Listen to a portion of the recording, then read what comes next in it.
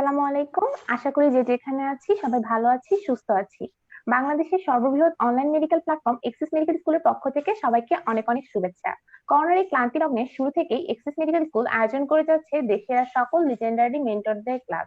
এরই ধারাবাহিকতায় আসন্ন থার্ড প্রফকে সামনে রেখে আমাদের শুরু হয়েছে স্পেশাল প্রসেস। এমনই একটি স্পেশাল সেই রিভিউ মাইক্রোবায়োলজি 45 মিনিট সেশন নিয়ে আমাদের মাঝে আজকে উপস্থিত রয়েছেন ডক্টর ওমর ফারুক শাওন ভাইয়া। ভাইয়া ঢাকা মেডিকেল কলেজ থেকে এমবিবিএস পাশ করেছেন। ভাইয়ের সাথে আজকে আমি হোস্ট হিসেবে থাকবো, ফাতেমা হক ইয়া, Dhaka community medical college, session 2016-17 fourth year. আজকে আমাদের আলোচনার টপিকটি হলো ইমিউনোলজি পার্ট 2। ভাইয়া গত ক্লাসে ইমিউনোলজি পার্ট 1 নিয়ে ক্লাস নিয়েছেন। আজকের এই টপিকের উপর কারো যদি কোনো কোশ্চেন থেকে থাকে তাহলে অবশ্যই আপনারা কমেন্টে কোশ্চেন করে জানাবেন, ভাইয়া সেগুলোর অ্যান্সার দেওয়ার চেষ্টা করবে। তাহলে আর দেরি না করে ভাইয়ার কাছে চলে যাওয়া যাক। আসসালামু আলাইকুম ভাইয়া, কেমন আছেন? ওয়ালাইকুম আসসালাম। হ্যাঁ, ভালো আছি আলহামদুলিল্লাহ। তুমি কেমন আছো? জি ভাই, আলহামদুলিল্লাহ ভালো আছি। আচ্ছা, তাহলে আমরা যেহেতু অনেক রাত হয়ে গেছে অলরেডি, আমরা ইন্ট্রোডাক্টরি কথাবার্তা না বলে আমরা সরাসরি পড়ায় চলে যাই। তো আমরা আগের দিন হচ্ছে ইমিউনোলজি পার্ট 1 পড়েছি এবং ইমিউনোলজির যে বেসিক্স যেসব জিনিসপত্র ইমিউনোলজি বোঝার জন্য যা যা দরকার এগুলো আমরা গত ক্লাসে ডিসকাস করেছিলাম। তো আজকে এখানে অল্প কিছু জিনিসপত্র বাকি আছে, এগুলো আমরা আজকে আলোচনা করব। তো প্রত্যেকবারের মতোই আমি হচ্ছে মেইনলি হচ্ছে ভাইভাতে যেসব জিনিস ধরে, ভাইভাতে যেসব জিনিস আস্ক করে আসলে ওগুলো নিয়েই বেশি কনফিউশন হয়। ওগুলো নিয়েই হচ্ছে আমি ওগুলোর উপরই বেশি জোর দিব, বিকজ আমরা জানি যে আহ, কোন কোয়েশ্চেন গুলো রিটেনে আসে এটা আমরা সবাই জানি। এগুলো কোয়েশ্চেন ব্যাংক একটা খুলে দেখলেই কিন্তু ওইটা আমরা বুঝে যাই যে কোন কোন কোয়েশ্চেন গুলো আমাদের রিটেনের জন্য জরুরি। হ্যাঁ, তারপরও আমি যখন ভাইবার কোয়েশ্চেন গুলো যখন ডিসকাস করবো, সাথে সাথে আমরা রিটেনের কোয়েশ্চেন গুলো ইন ব্রিফ আমরা আলোচনা করে ফেলবো। তো শুরু করা যাক। তো ফার্স্ট অফ অল আমাদের যে টপিকটা আছে এটা হচ্ছে জি ভাইয়া। কমপ্লিমেন্ট, ঠিক আছে? তো কমপ্লিমেন্ট থেকে কি লাগবে? কমপ্লিমেন্ট থেকে সবার আগে লাগবে হচ্ছে কমপ্লিমেন্টের যেটা ডেফিনেশন। তাহলে কমপ্লিমেন্টের ডেফিনেশনটা আমাদের অবশ্যই মনে রাখতে হবে। এটা রিটেন এন্ড ভাইভা দুই জায়গারই একটা ইম্পর্টেন্ট কোয়েশ্চেন। তাহলে আমি জিনিসটা বাংলায় বলি, তোমরা গাইড দেখে পড়ে নিও। কমপ্লিমেন্ট হচ্ছে কতগুলো প্লাজমা প্রোটিন, ঠিক আছে? কতগুলো প্লাজমা প্রোটিন যেগুলো হচ্ছে সংখ্যায় হচ্ছে 20টা, টোটাল 20টা। এগুলো হচ্ছে লিভার দিয়ে সিনথেসিস হয়, ব্লাডের মধ্যে ইনঅ্যাক্টিভ ফর্ম থাকে। বাট যখন একটা অ্যাক্টিভেট হয় সেটা হচ্ছে বাকি সবগুলোকেই কি করে দেয়, অ্যাক্টিভেট করে দেয়। এবং তারা সবাই একসাথে হচ্ছে তাদের বায়োলজিক্যাল অ্যাকশন হচ্ছে এক্সার্ট করে, ঠিক আছে? জাস্ট এই জিনিসটাই আমি যে কথাগুলো মেনশন করেছি, প্লাজমা প্রোটিন সংখ্যায় 20টা, লিভারে সিনথেসিস হয়, নর্মালি ইনঅ্যাক্টিভ থাকে, অ্যাক্টিভেট যখন অ্যাক্টিভেট হয় বাকি সবাই মিলে একসাথে অ্যাক্টিভেট হয়ে বায়োলজিক্যাল অ্যাকশন এক্সার্ট করে। এটাই হচ্ছে আমাদের কমপ্লিমেন্ট। তো আমাদের কমপ্লিমেন্টের মধ্যে কম্পোনেন্ট যেগুলো আছে এগুলো আসলে সবসময় মানে খুব বেশি ইম্পর্টেন্ট না। তো মানে একবার আমি যখন কুয়েশন ব্যাংক দেখেছি, একবার দেখেছি যে ডিইউতে একবার এসেছে আর কি, ঠিক আছে? তাও 2010 সালে। তো কম্পোনেন্ট গুলো যদি মুখস্থ করতে যদি খুব বেশি কষ্ট হয় তাহলে মুখস্থ করার দরকার নেই। তারপরেও যদি মনে রাখা যায় তাহলে আমরা মনে রাখার চেষ্টা করব। তো কম্পোনেন্ট আছে হচ্ছে C1 থেকে C9 পর্যন্ত, ঠিক আছে? এরপরে আছে হচ্ছে factor B, factor D, properdin, factor H, factor I, তারপর C1 inhibitor, C4 binding protein, আর হচ্ছে এস প্রোটিন, ঠিক আছে? এতগুলো কম্পোনেন্ট, নামগুলো শুনতেই কেমন কেমন জানি লাগে। হ্যাঁ, তো এর মধ্যে সবগুলো যদি আমরা অ্যাটলিস্ট মনে নাও রাখতে পারি, C1 থেকে C9 এটা তো মুখস্থ করার কিছু নাই, এটা তো অলরেডি সবাই মুখস্থ হয়ে গেছে, ঠিক আছে? এর মধ্যে ফ্যাক্টর যেগুলো আছে, যেগুলো ইম্পর্টেন্ট আর কি, like factor B, factor D, factor H, factor I, at least C1 থেকে C9 আর হচ্ছে এই চারটা ফ্যাক্টরের নাম আমরা মনে রাখার চেষ্টা করব। আচ্ছা, তারপরে গেল, এরপরে হচ্ছে আমরা কমপ্লিমেন্টের কয়েকটা ক্যারেক্টারিস্টিক্স আমরা মনে রাখবো। তো কমপ্লিমেন্টের ক্যারেক্টারিস্টিক্স আসলে আলাদা করে, কমপ্লিমেন্টের ক্যারেক্টারিস্টিক্স আমাদের আলাদা করে মনে রাখার দরকার নাই। আমরা ডেফিনেশনের মধ্যে যে কথাগুলো বলেছি ওই ওই কথাগুলোই হচ্ছে কমপ্লিমেন্টের characteristics. Like complements are plasma proteins, they remains in inactivated form, they are synthesized by liver, ঠিক আছে?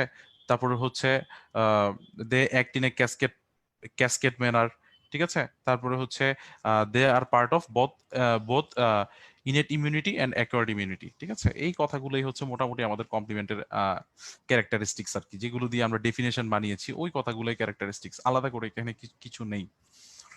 আচ্ছা, তাহলে কমপ্লিমেন্টের আমাদের কমপ্লিমেন্টের হচ্ছে ইফেক্ট কি, কমপ্লিমেন্টের অ্যাকশনটা আসলে কি, বা কমপ্লিমেন্ট অ্যাক্টিভেটেড হলে আলটিমেটলি কি হতে পারে।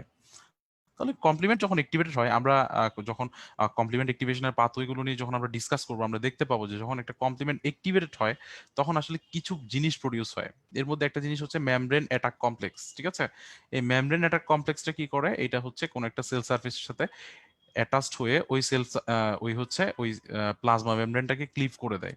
আলটিমেটলি কি হয়, সেলটা লাইসিস হয়ে যায়। ঠিক আছে, তারপর হচ্ছে এখানে কিছু হচ্ছে অপসোনিন প্রডিউস হয়, যারা হচ্ছে অপসোনাইজেশন করে।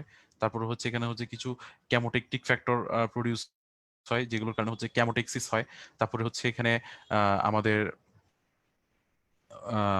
অ্যানাফাইলোটক্সিন, কিছু হচ্ছে অ্যানাফাইলোটক্সিন প্রডিউস হয়, যেগুলোর জন্য হচ্ছে অ্যানাফাইলেকটিক শক হয়। ঠিক আছে, কোনগুলো মেমব্রেন অ্যাটাক কমপ্লেক্স, কোনগুলো অ্যানাফাইলোটক্সিন আমরা একটু পরে আমরা আলোচনা করব। আমরা জাস্ট একবার ওভারভিউ দিয়ে নিলাম আর কি। তাহলে কমপ্লিমেন্ট অ্যাক্টিভেশনের আলটিমেট ইফেক্ট কিন্তু এগুলাই। তাহলে কি কি, সেল লাইসিস, তারপরে হচ্ছে অপসোনাইজেশন, ক্যামোটেক্সিস, অ্যানাফাইলেক্সিস। ঠিক আছে, তারপরে হচ্ছে আমাদের হচ্ছে এক্সাজারেশন অফ ইনফ্লামেশন। ওকে, এগুলোই হচ্ছে আলটিমেটলি কমপ্লিমেন্টের বায়োলজিক্যাল ইফেক্ট। এখন কমপ্লিমেন্ট কমপ্লিমেন্টের যে অ্যাক্টিভেশন পাথওয়ে, ঠিক আছে, তো কমপ্লিমেন্টের হচ্ছে অ্যাক্টিভেশন পাথওয়ে হচ্ছে আসলে তিনটা। হ্যাঁ, এই তিনটার মধ্যে আমাদের একটা হচ্ছে অ্যাকোয়ার্ড ইমিউনিটির পার্ট, বাকি দুইটা হচ্ছে ইনেট ইমিউনিটির পার্ট। এটা আমাদের মাথায় রাখতে হবে। তিনটার মধ্যে একটা হচ্ছে অ্যাকোয়ার্ড ইমিউনিটির পার্ট। কোনটা অ্যাকোয়ার্ড ইমিউনিটির পার্ট, যেটা হচ্ছে ক্লাসিক্যাল পাথওয়ে। ক্লাসিক্যাল পাথওয়েটা হচ্ছে আমাদের অ্যাকোয়ার্ড ইমিউনিটির মধ্যে পড়ে। বাদ বাকি যে দুটো পাথওয়ে আছে, একটা হচ্ছে অল্টারনেটিভ পাথওয়ে আর একটা হচ্ছে লেসিথিন পাথওয়ে, এগুলো হচ্ছে আমাদের ইনেট ইমিউনিটির পার্ট। ঠিক আছে, তো এখানে আমাদের মনে রাখতে হবে যে কোন পাথওয়ে, কোন পাথওয়েটা হচ্ছে কোন জিনিস দিয়ে স্টিমুলেটেড হয়। ঠিক আছে, কোন পাথওয়েটা হচ্ছে কোন জিনিস দিয়ে অ্যাক্টিভেটেড হয়, বা কোন অ্যান্টিজেন দিয়ে বা কোন ফ্যাক্টর দিয়ে অ্যাক্টিভেটেড হয়, এই জিনিসটা আমাদের একটু জানতে হবে। ওকে, তো আমি একটু আগেই বলেছি যে আমাদের ক্লাসিক্যাল পাথওয়ে, যেটা ক্লাসিক্যাল পাথওয়েটা হচ্ছে আমাদের অ্যান্টিবডি মিডিয়েটেড। ঠিক আছে, অর্থাৎ অ্যাকোয়ার্ড ইমিউনিটির পার্ট। এই কথাটা বলেছি, আমরা জানি যে অ্যান্টিবডি এটা অ্যাকোয়ার্ড ইমিউনিটিরই পার্ট। ঠিক আছে, তাহলে বোঝা যাচ্ছে যেহেতু অ্যান্টিবডি অ্যাকোয়ার্ড ইমিউনিটির পার্ট, আর আমরা বলেছি যে ক্লাসিক্যাল পাথওয়ে এটা হচ্ছে অ্যাকোয়ার্ড ইমিউনিটিরই একটা পার্ট, তার মানে বোঝা যাচ্ছে এখানে অ্যান্টিবডির সাথে একটা রিলেশন আছে। অ্যান্টিবডির সাথে রিলেশনটা কিরকম, আমাদের হচ্ছে ক্লাসিক্যাল পাথওয়েটা হচ্ছে অ্যাক্টিভেটেড হয় হচ্ছে অ্যান্টিজেন অ্যান্টিবডি কমপ্লেক্স দিয়ে। ঠিক আছে, অ্যান্টিজেন অ্যান্টিবডি কমপ্লেক্স দিয়ে। আর লেসিথিন পাথওয়ে আর অল্টারনেটিভ পাথওয়ে এগুলো অন্যান্য জিনিসপত্র দিয়ে অ্যাক্টিভেটেড হয়, আমরা একটু একটু পরে এগুলো আলোচনা করব। তো অ্যান্টিজেন অ্যান্টিবডি কমপ্লেক্স আসলে কি করে, অ্যান্টিজেন অ্যান্টিবডি কমপ্লেক্স এই দুটো যখন বাইন্ড করে, এরা হচ্ছে সি ওয়ান এর উপর কাজ করে, সি ওয়ান কে অ্যাক্টিভেট করে। যখন সি ওয়ান অ্যাক্টিভেট হয়, সি ওয়ানটা তখন প্রোটিয়েজ হিসেবে কাজ করা স্টার্ট করে। সি ওয়ান তখন প্রোটিয়েজ হয়ে যায়, একটা এনজাইম হয়ে যায়।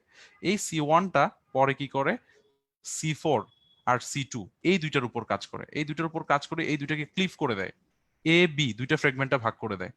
ঠিক আছে, এর মধ্যে সি2বি আর সি4বি। আমি আবার বলছি, first of all antigen antibody complex C one কে অ্যাক্টিভেটেড করে প্রোটিয়েজ বানিয়ে দিল। এই প্রোটিয়েজ সি2 এন্ড সি4 এর উপর কাজ করলো, কাজ করে তাদেরকে এ বি দুইটা ফ্রেগমেন্টে ভাগ করে দিল, দুইটাকেই সি2A2B, সি4A4B। এর মধ্যে সি2বি আর সি4বি, ঠিক আছে, এরা হচ্ছে সি3 কনভার্টেজ এনজাইম হিসেবে কাজ করবে, সি3 কনভার্টেজ এনজাইম। ওকে, এরা হচ্ছে সি3 কনভার্টেজ এনজাইমের উপর কাজ করে সি3 কে হচ্ছে ক্লিভ করবে, সি3 কে ক্লিভ করে সি3A, সি3বি এই দুইটা ফ্রেগমেন্টে ডিভাইড করবে। ঠিক আছে, তাহলে আমরা এখন পর্যন্ত কি পেলাম, সি2বি পেলাম, সি4বি পেলাম, আবার এদিক দিয়ে পেলাম হচ্ছে সি3A, সি3বি, এটা পেলাম। তো এর মধ্য থেকে সি3, সি3বি, সি2বি, সি4বি প্রত্যেকটা বি ফ্রেগমেন্ট, এগুলো সবগুলো মিলে সি5 এর উপর কাজ করবে। তারপরে হচ্ছে সি5 কে ক্লিভ করে সি5A, সি5বি তে ডিভাইড করবে, দেন এখানে 6, 7 যোগ হবে, দেন 8, 9 যোগ হবে। ঠিক আছে, অনেক জটিল মনে হচ্ছে শুনলেও। তো যাদের সামনে বই খোলা আছে তারা যখন বইয়ের সাথে জিনিসটা, আমার কথাগুলো শুনে শুনে যখন বইয়ের সাথে মিলিয়ে দেখবে, জিনিসটা ইজি মনে হবে, বিকজ এখানে সি1, সি2 এগুলো প্যাচ লেগে যাওয়া জাস্ট শুনে শুনে এটা মানে খুবই স্বাভাবিক আর কি। ঠিক আছে, তো আলটিমেটলি লাস্টে আমরা যেটা পাবো সেটা হচ্ছে সি5বি, 6, 7, 8, 9, সি5বি, তারপরে হচ্ছে সি6, 7, 8, 9 সবগুলো অ্যাক্টিভেটেড। ঠিক আছে, এই কমপ্লেক্সটাকে আমরা বলি মেমব্রেন অ্যাটাক কমপ্লেক্স। তো মেমব্রেন অ্যাটাক কমপ্লেক্স কি করে, মেমব্রেন অ্যাটাক কমপ্লেক্স হচ্ছে আলটিমেটলি সেলের কি করে, লাইসিস করে। ঠিক আছে? এই আর তাহলে এটা গেল হচ্ছে আমাদের ক্লাসিক্যাল পাথওয়ে। এরপরে হচ্ছে যেটা লেসিথিন পাথওয়ে ছিল, লেসিথিন পাথওয়েটা আসলে কি দিয়ে অ্যাক্টিভেটেড হয়? লেসিথিন পাথওয়েটা হচ্ছে আমাদের মাইক্রোবিয়াল সারফেস দিয়ে অ্যাক্টিভেটেড হয়, microbial surface, because lecithin is a kind of phospholipid. ঠিক আছে, lecithin is a kind of phospholipid. এর কোথায় থাকে? মাইক্রোবিয়াল সারফেসের মধ্যে অ্যাবান্ডেন্ট অ্যামাউন্ট অফ ফসফোলিপিড থাকে। ঠিক আছে, তো ওখান থেকে আলটিমেটলি হচ্ছে এটা আমাদের হচ্ছে কমপ্লিমেন্ট সিস্টেমকে অ্যাক্টিভেট করে আর কি। তাহলে মাইক্রোবিয়াল সারফেস এটা কি করে? এটা আমাদের বডির মান্নান বাইন্ডিং লেকটিন নামক একটা প্রোটিন, মান্নান বাইন্ডিং লেকটিন, এটার সাথে বাইন্ড করে। হ্যাঁ, এই মান্নান বাইন্ডিং লেকটিনের সাথে যখন এটা বাইন্ড করে তখন এটা প্রোটিয়েজ হিসেবে কাজ করে। ঠিক আছে, এই এই যে মান্নান বাইন্ডিং লেকটিনের সাথে মাইক্রোবিয়াল লেসিথিন এই দুইটা মিলে একটা কমপ্লেক্স তৈরি করেছে, এটা প্রোটিয়েজ হিসেবে কাজ করে। তাহলে আমরা একটু ব্যাকে যাই। আমরা একটু আগে যখন ক্লাসিক্যাল পাথওয়ে পড়েছি তখন আমরা বলেছিলাম যে অ্যান্টিজেন অ্যান্টিবডি কমপ্লেক্স মিলে C1 কে অ্যাক্টিভেট করে, তখন C1 হচ্ছে প্রোটিয়েজ হয়ে যায়। আর এখানে হচ্ছে মান্নান বাইন্ডিং লেকটিন যখন এটার সাথে বাইন্ড করে তখন এটা কি হয়ে যায়? প্রোটিয়েজ হয়ে যায়। ঠিক আছে, তাহলে প্রোটিয়েজ হয়ে যাওয়ার পর থেকে এরপর থেকে হচ্ছে পুরাটাই হচ্ছে কিসের মতো?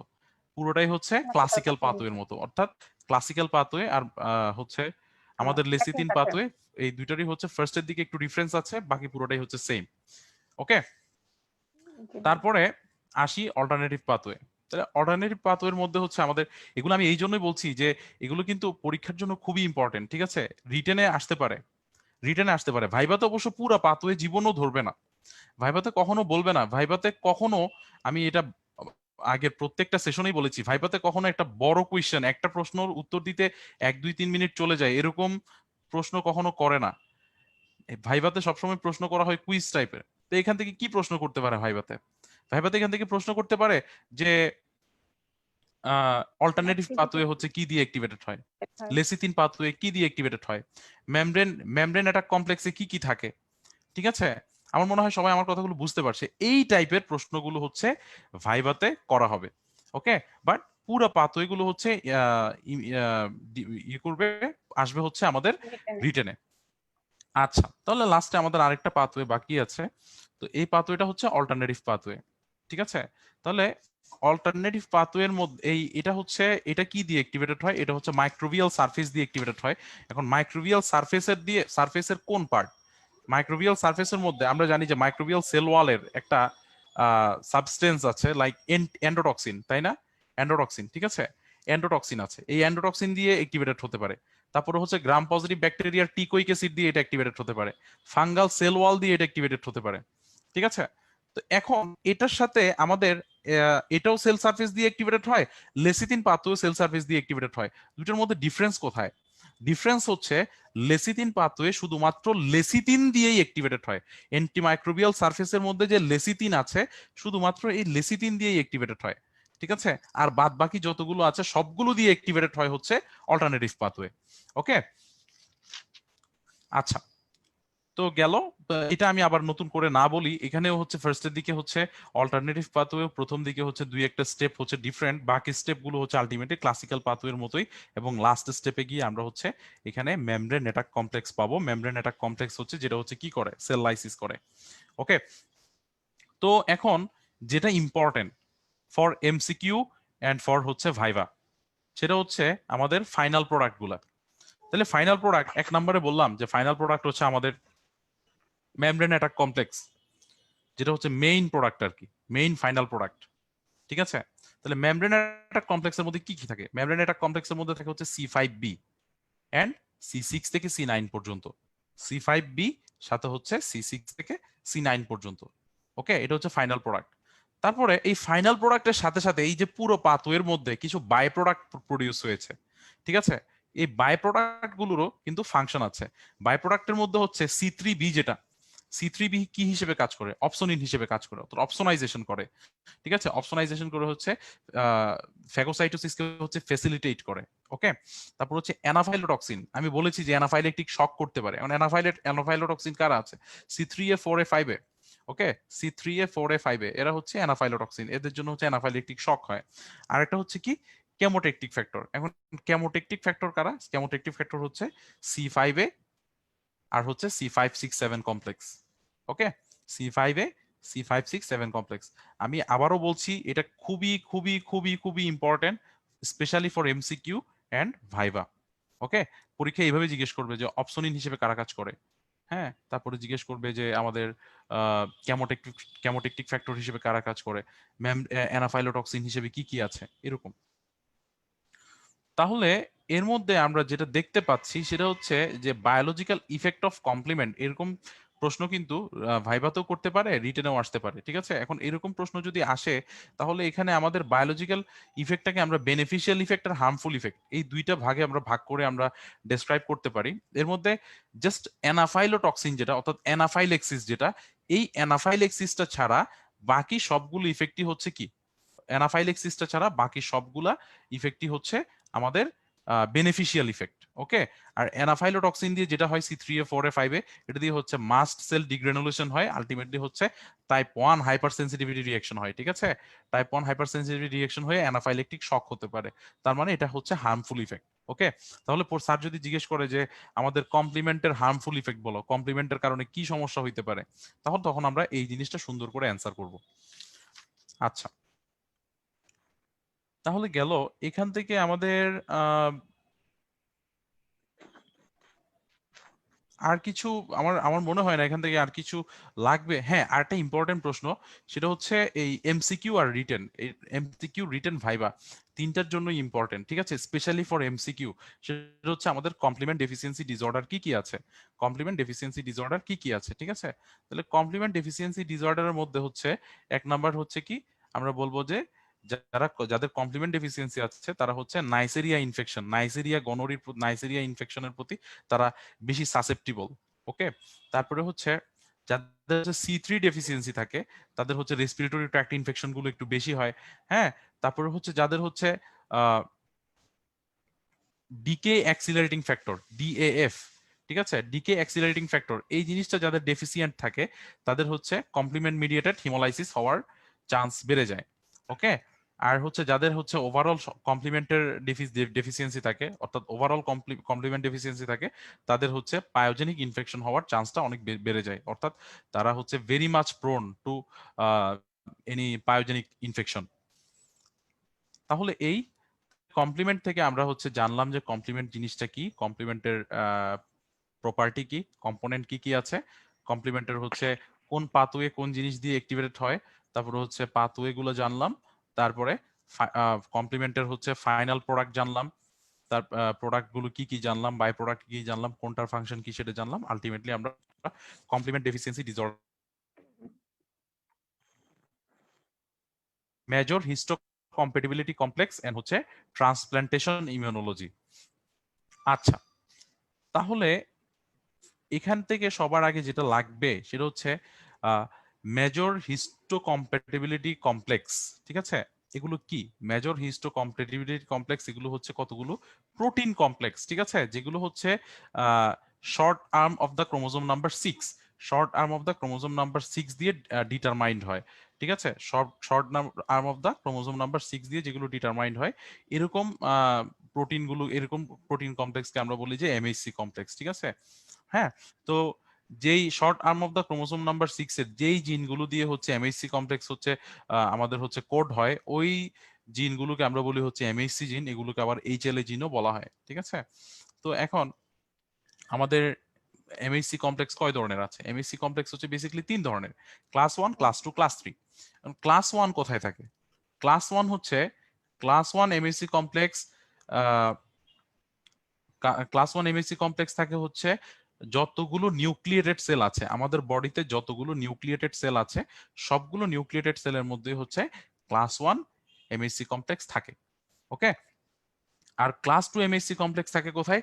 ক্লাস 2 এমএসসি কমপ্লেক্স গুলো থাকে হচ্ছে আমাদের যে এন্টিজেন প্রেজেন্টিং সেল যেগুলো আছে, antigen presenting cell like macrophage, dendritic cell, Langerhans cell, B cell. Okay, এই যে এন্টিজেন প্রেজেন্টিং সেল এগুলোর মধ্যে থাকে হচ্ছে ক্লাস 2। তারপরে আর ক্লাস 3 কোথায় থাকে? ক্লাস 3 হচ্ছে সার্কুলেশনে পাওয়া যায়। ওকে, সার্কুলেশনে পাওয়া যায়। আচ্ছা, তাহলে এই যে এমএইচসি কমপ্লেক্স, এমএইচসি কমপ্লেক্সের এখানে এমএসসি কমপ্লেক্স এখান থেকে কি লাগবে, এমএসসি সিগনিফিকেন্সটা লাগবে। আমরা আগের ক্লাসে আমরা অলরেডি পড়েছি যে কিভাবে টি সেল অ্যাক্টিভেটেড হয়, কিভাবে হেল্পার টি সেল, সাইটোটক্সিক টি সেল গুলো অ্যাক্টিভেটেড হয়। ওইটা যদি আমাদের মনে থাকে তাহলে আমরা কিন্তু অলরেডি এমএসসি কমপ্লেক্সের ইম্পর্টেন্স জানি। ঠিক আছে, এমএসসি কমপ্লেক্সের ইম্পর্টেন্সটা কি? এটা হচ্ছে অ্যান্টিজেন প্রেজেন্টেশনে হেল্প করে। Okay, because T cell on T lymphocytes can only recognize the antigens that are presented with MHC complex। ঠিক আছে, যে অ্যান্টিজেন গুলো এমএসসি কমপ্লেক্স দিয়ে প্রেজেন্টেড হয়েছে শুধুমাত্র ওগুলোকেই রিকগনাইজ করতে পারে। এখন কোনো কারণে কোনো অ্যান্টিজেন যদি এমএসসি কমপ্লেক্স দিয়ে যদি প্রেজেন্টেড না হয়, ঠিক আছে, ওইটাকে হচ্ছে টি সেল কি করে না, রিকগনাইজ করে না, আলটিমেটলি টি সেল অ্যাক্টিভেশন ঘটে না। ঠিক আছে, তাহলে এক নাম্বার অ্যান্টিজেন প্রেজেন্টেশনে হেল্প করছে। তারপরে ট্রান্সপ্লান্টেশন। ঠিক আছে, এই যে ট্রান্সপ্লান্টেশন মানে বিভিন্ন টিস্যু ট্রান্সপ্লান্টেশন করা হয়, এগুলো হচ্ছে মেইনলি কিভাবে করা হয়? ডোনরের সাথে হচ্ছে রিসিপিয়েন্টের হচ্ছে এমএসসি কমপ্লেক্স এটা কম্প্যাটিবল কিনা এটা দেখা হয়। তাহলে হচ্ছে এমএসসি কমপ্লেক্স হচ্ছে আমাদের ট্রান্সপ্লান্টেশনের ক্ষেত্রে ইম্পর্টেন্ট। ঠিক আছে, তারপরে হচ্ছে অটোইমিউন ডিজিজ। ঠিক আছে, এই আমাদের হচ্ছে এমএসসি জিনের সাথে রিলেটেড অনেকগুলো অটোইমিউন ডিজিজ আছে। সামনে আমাদের অটোইমিউন ডিজিজ একটা চ্যাপ্টার আছে, ওখানে আমরা এগুলো নিয়ে একটু করে কথা বলবো। ঠিক আছে, তাহলে এগুলো হচ্ছে আমাদের আলটিমেটলি এমএসসি কমপ্লেক্সের সিগনিফিকেন্স আর কি। তো এখান থেকে আমরা এমএসসি কমপ্লেক্স থেকে আর কি মনে রাখবো, এখান থেকে এমএসসি কমপ্লেক্স থেকে আমাদের আরেকটা জিনিস দরকার, সেটা হচ্ছে class 1 and class 2 MSC complex, এই দুইটার মধ্যে ডিফারেন্সটা আমাদের জানা লাগবে, খুবই ইম্পর্টেন্ট। ঠিক আছে, তো এটা আমি আজকে নতুন করে আর না বলি, এটা আগের দিনের ক্লাসে, আগের ক্লাসটাতে যখন আমি এমএসসি কমপ্লেক্স নিয়ে কথা বলেছিলাম, আমি তখন হচ্ছে ক্লাস 1 এন্ড ক্লাস 2 এমএসসি কমপ্লেক্সের মধ্যে ডিফারেন্সটা আমি ডিসকাস করেছি। ওকে, তো গেল।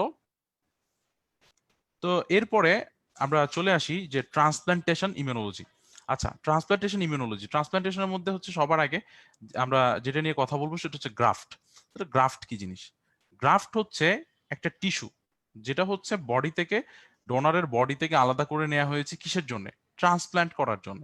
ওকে, তাহলে গ্রাফট হচ্ছে একটা টিস্যু যেটা হচ্ছে ডোনারের বডি থেকে আলাদা করে নিয়েছি কিসের জন্য? ট্রান্সপ্লান্টেশনের জন্য। তাহলে এই যে গ্রাফট, গ্রাফটটা হচ্ছে মানে ডোনার এন্ড রিসিপিয়েন্টের রিলেশনের উপর ভিত্তি করে গ্রাফটটা হচ্ছে 4 ধরনের। ওকে, তাহলে ফার্স্ট অফ অল অটোগ্রাফ, নিজের বডির এক জায়গা থেকে নিয়ে আরেক জায়গায় লাগানো, এটা হচ্ছে অটোগ্রাফট। আইসোগ্রাফট, আইডেন্টিক্যাল টুইন থেকে গ্রাফট নেওয়া, এটা হচ্ছে আইসোগ্রাফট। অ্যালোগ্রাফট, সেম স্পেসিসের দুইটা মেম্বার। ঠিক আছে, একই স্পেস, যেমন একজন মানুষ থেকে নিয়ে আরেকজন মানুষকে দেওয়া, এটা হচ্ছে অ্যালোগ্রাফট। ওকে, আর জেনোগ্রাফট কোনটা? জেনোগ্রাফট হচ্ছে অন্য কোনো স্পেসিস, ঠিক আছে, লাইক বানর থেকে নিয়ে হচ্ছে অন্য একটা প্রাণীকে দেওয়া। ঠিক আছে, অন্য কোনো স্পেসিস থেকে নিয়ে মানুষকে দেওয়া বা অন্য কোনো স্পেসিসকে নিয়ে আরেকটা ডিফারেন্ট স্পেসিসকে দেওয়া, এটা হচ্ছে জেনোগ্রাফট। ওকে, তো গেল। এরপরে আমরা এই চ্যাপ্টারে মেইনলি যে জিনিসটা নিয়ে আলোচনা করি এটা হচ্ছে আমাদের গ্রাফট রিজেকশন। ওকে, তাহলে গ্রাফট রিজেকশন আসলে জিনিসটা কি? গ্রাফট রিজেকশনটা হচ্ছে এক ধরনের আমাদের হচ্ছে ইমিউন রেসপন্স। হ্যাঁ, তাহলে আমরা যে গ্রাফটটা আমরা হচ্ছে একটা ডোনরের বডিতে একটা গ্রাফট দিচ্ছি, একটা বাইরে থেকে টিস্যু এনে ডোনরের রিসিপিয়েন্টের বডিতে, বাইরে থেকে একটা ডোনরের টিস্যু এনে রিসিপিয়েন্টের বডিতে আমরা অ্যাটাচড করে দিচ্ছি। ওই টিস্যুটা হচ্ছে রিসিপিয়েন্টের জন্য কি, ওটা হচ্ছে রিসিপিয়েন্টের জন্য ফরেইন। ঠিক আছে, এখন ওই ফরেইন অ্যান্টিজেনের এগেইনস্টে যদি আমাদের রিসিপিয়েন্টের বডিতে ইমিউন রেসপন্স প্রডিউস হয়, এই ইমিউন রেসপন্স প্রডিউস হওয়ার কারণে যেই কনসিকুয়েন্স গুলো হয়, এই কনসিকুয়েন্স গুলোকে আমরা বলি হচ্ছে গ্রাফট রিজেকশন। ওকে, অর্থাৎ গ্রাফট রিজেকশন মানে হচ্ছে এক কথায় যে রিসিপিয়েন্টের ইমিউন ইমিউন সিস্টেম কর্তৃক ডোনরের যে গ্রাফট এটাকে অ্যাটাক করা, এই জিনিসটাই হচ্ছে গ্রাফট রিজেকশন। হ্যাঁ, তাহলে এই আমাদের গ্রাফট রিজেকশন আসলে কোন কোন অ্যান্টিজেনের এগেইনস্টে হতে পারে? তাহলে আমাদের এন্টিজেন এখানে দুই ধরনের এন্টিজেনের এগেইনস্টে হচ্ছে আমাদের গ্রাফট রিজেকশন হতে পারে। একটা হচ্ছে এবিও এন্টিজেন, বিকজ যেই একটা টিস্যু আমরা ওখান থেকে নিয়েছি, ডোনর থেকে নিয়েছি, ওই টিস্যুর মধ্যে অবশ্যই ব্লাড আছে। ঠিক আছে, ব্লাড না থাকলেও হচ্ছে এবিও এন্টিজেন গুলা বিভিন্ন সেল সারফেসের মধ্যে অ্যাবজর্বড অবস্থায়ও থাকতে পারে। তাহলে ওই এবিও ডোনরের এবিও এন্টিজেনের এগেইনস্টে হচ্ছে কি ইমিউন রেসপন্স হতে পারে, এটা একটা। তারপর হচ্ছে ডোনরের এমএইসি, ডোনরের যেগুলো এমএইসি প্রোটিন বা এমএইসি কমপ্লেক্স, ঠিক আছে, এগুলো কিন্তু রিসিপিয়েন্টের জন্য ফরেইন। ওকে, সো ওগুলোর এগেনস্টও কি হতে পারে, ইমিউন রেসপন্স হতে পারে। তাহলে আমাদের ট্রান্সপ্লান্টেশনের জন্য মেইনলি দুইটা অ্যান্টিজেনের উপর ফোকাস করা হয়, একটা হচ্ছে এবিও অ্যান্টিজেন, আর একটা হচ্ছে আমাদের এমএইচসি অ্যান্টিজেন গুলো আর কি, যেগুলোকে আমরা এইচএলএ অ্যান্টিজেনও বলি। ঠিক আছে, আচ্ছা তাহলে গ্রাফট রিজেকশনটা কিভাবে হয়, এটা আমাকে হচ্ছে পরীক্ষায় জিজ্ঞেস করেছিল, মেইন পরীক্ষায় আর কি, এবং এটা আমাকে যখন বলতে পেরেছি সুন্দর করে গুছিয়ে, তখন হচ্ছে স্যার অনেক খুশি হয়েছিলেন। তো গ্রাফট রিজেকশনটা এটা হচ্ছে দুই ধরনের হতে পারে, একটা হচ্ছে টি সেল মিডিয়েটেড, আর একটা হচ্ছে antibody mediated. First of all ইজিটাই বলি, অ্যান্টিবডি মিডিয়েটেডটাই বলি, এটা সহজ। অ্যান্টিবডি মিডিয়েটেডটা কি? সাপোজ যেই গ্রাফটটা দেয়া হলো, ওই গ্রাফটের এগেইনস্টে অ্যান্টিবডি রিসিপিয়েন্টের বডিতে আগে থেকেই ছিল। হতে পারে না এরকম? অবশ্যই হতে পারে। লাইক আমার ব্লাড গ্রুপ ও পজিটিভ, হ্যাঁ, তো আমার বডিতে কিন্তু এনটিএ, এনটিবি, এই এনটিবি এই অ্যান্টিবডিগুলো কিন্তু আমার বডিতে কিন্তু আছে। ঠিক আছে, এখন আমাকে যদি এ ব্লাড গ্রুপ অথবা বি ব্লাড গ্রুপ যদি আমার বডিতে যদি ট্রান্সফিউজ করা হয়, তাহলে আমার বডিতে কিন্তু প্রিফর্মড অ্যান্টিবডি আছে। এই অ্যান্টিবডি কি করবে? অ্যান্টিবডি হচ্ছে যে এ ব্লাড গ্রুপের যে ব্লাড অথবা বি ব্লাড গ্রুপের যে ব্লাড দেওয়া হলো, ওটাকে অ্যাটাক করবে, অ্যাটাক করে আলটিমেটলি ওটাকে ডিস্ট্রয় করে দিবে। তাহলে এটা হচ্ছে antibody mediated graft rejection. Okay, আর আরেকটা আছে cell mediated graft rejection, T cell mediated graft rejection. তাহলে T cell mediated graft rejection এটা আবার দুই প্রকার, একটা হচ্ছে ডিরেক্ট আর একটা হচ্ছে ইনডিরেক্ট। তাহলে ডিরেক্ট ইনডিরেক্ট এটা কিরকম? ডিরেক্টটা হচ্ছে যে গ্রাফট, যে গ্রাফটটা আমরা ডোনর থেকে নিয়ে রিসিপিয়েন্টের বডিতে অ্যাটাচড করেছি, ওই গ্রাফটের মধ্যে blood cell, T cell, WBC, antigen presenting cell, এগুলো সবগুলো অবশ্যই থাকবে। ঠিক আছে, আমরা তো আর এগুলো বের করে দিতে পারি নাই, আমরা তো ওগুলো সহই নিয়ে এসেছি, এক জায়গা থেকে কেটে নিয়ে আসছি, ওখান থেকে তো অবশ্যই ডব্লিউবিসি, এখানে অ্যান্টিজেন প্রেজেন্টিং সেল, এগুলো সহ চলে আসবে সবগুলা। ওকে, এখন এই যে যখন আমরা এই গ্রাফটা আমরা রিসিপিয়েন্টের বডিতে যখন আমরা অ্যাটাচড করলাম, ডোনরের যে গ্রাফটের মধ্যে, ডোনরের টিস্যুর মধ্যে যেই অ্যান্টিজেন প্রেজেন্টিং সেলগুলো আছে, এই অ্যান্টিজেন প্রেজেন্টিং সেলগুলা যদি তার ওই গ্রাফটের এমএসসি কমপ্লেক্স গুলোকে রিসিপিয়েন্টের টি সেলের প্রতি কি করে? প্রেজেন্ট করে। আমি আবার বলছি, ডোনরের অ্যান্টিজেন প্রেজেন্টিং সেল, ডোনরের অ্যান্টিজেন প্রেজেন্টিং সেল, ডোনরের যে গ্রাফটের এমএসসি টিস্যু, এমএসসি কমপ্লেক্স গুলা, এই এমএসসি কমপ্লেক্সকে যদি রিসিপিয়েন্টের টি সেলের কাছে যদি কি করে? প্রেজেন্ট করে। প্রেজেন্ট করলে তখন রিসিপিয়েন্টের টি সেল কি করবে? ওই এমএসসি গুলোর এগেইনস্টে সে অ্যাক্টিভেটেড হবে। তখন অ্যাক্টিভেটেড হয়ে আলটিমেটলি কি প্রডিউস করবে? আলটিমেটলি সে একটা ইমিউন রেসপন্স প্রডিউস করবে। ঠিক আছে, যদি ক্লাস 1 এমএসসি কমপ্লেক্স দিয়ে যদি প্রেজেন্টেড হয়, তাহলে হচ্ছে কি কি অ্যাক্টিভেটেড হবে? ক্লাস 1 দিয়ে হলে সাইটোটক্সিক টি সেল অ্যাক্টিভেটেড হবে, আমরা আগের ক্লাসে পড়েছি। আর যদি ক্লাস 2 দিয়ে হয়, ক্লাস 2 দিয়ে হলো হচ্ছে কি হবে? হেল্পার টি সেল অ্যাক্টিভেটেড হবে আলটিমেটলি। হ্যাঁ, অ্যাক্টিভেটেড হয়ে আলটিমেটলি কি করবে? সাইটোটক্সিক টি সেল হচ্ছে সাইটোটক্সিক ডিস্ট্রাকশন করবে, আর হেল্পার টি সেল কি করবে? মেমোরি সেল প্রডিউস করবে, বি সেল অ্যাক্টিভেশন করবে, সাইটোটক্সিক টি সেল অ্যাক্টিভেশন করবে, আলটিমেটলি একটা হিউজ একটা ইমিউন রেসপন্স প্রডিউস করে ওটাকে নষ্ট করে দেবে। আচ্ছা, তাহলে এটা গেল ডিরেক্ট। ইনডিরেক্টটা কি? ইনডিরেক্টটা হচ্ছে রিসিপিয়েন্টের অ্যান্টিজেন প্রেজেন্টিং সেল ডোনরের অ্যান্টিজেনকে প্রেজেন্ট করবে।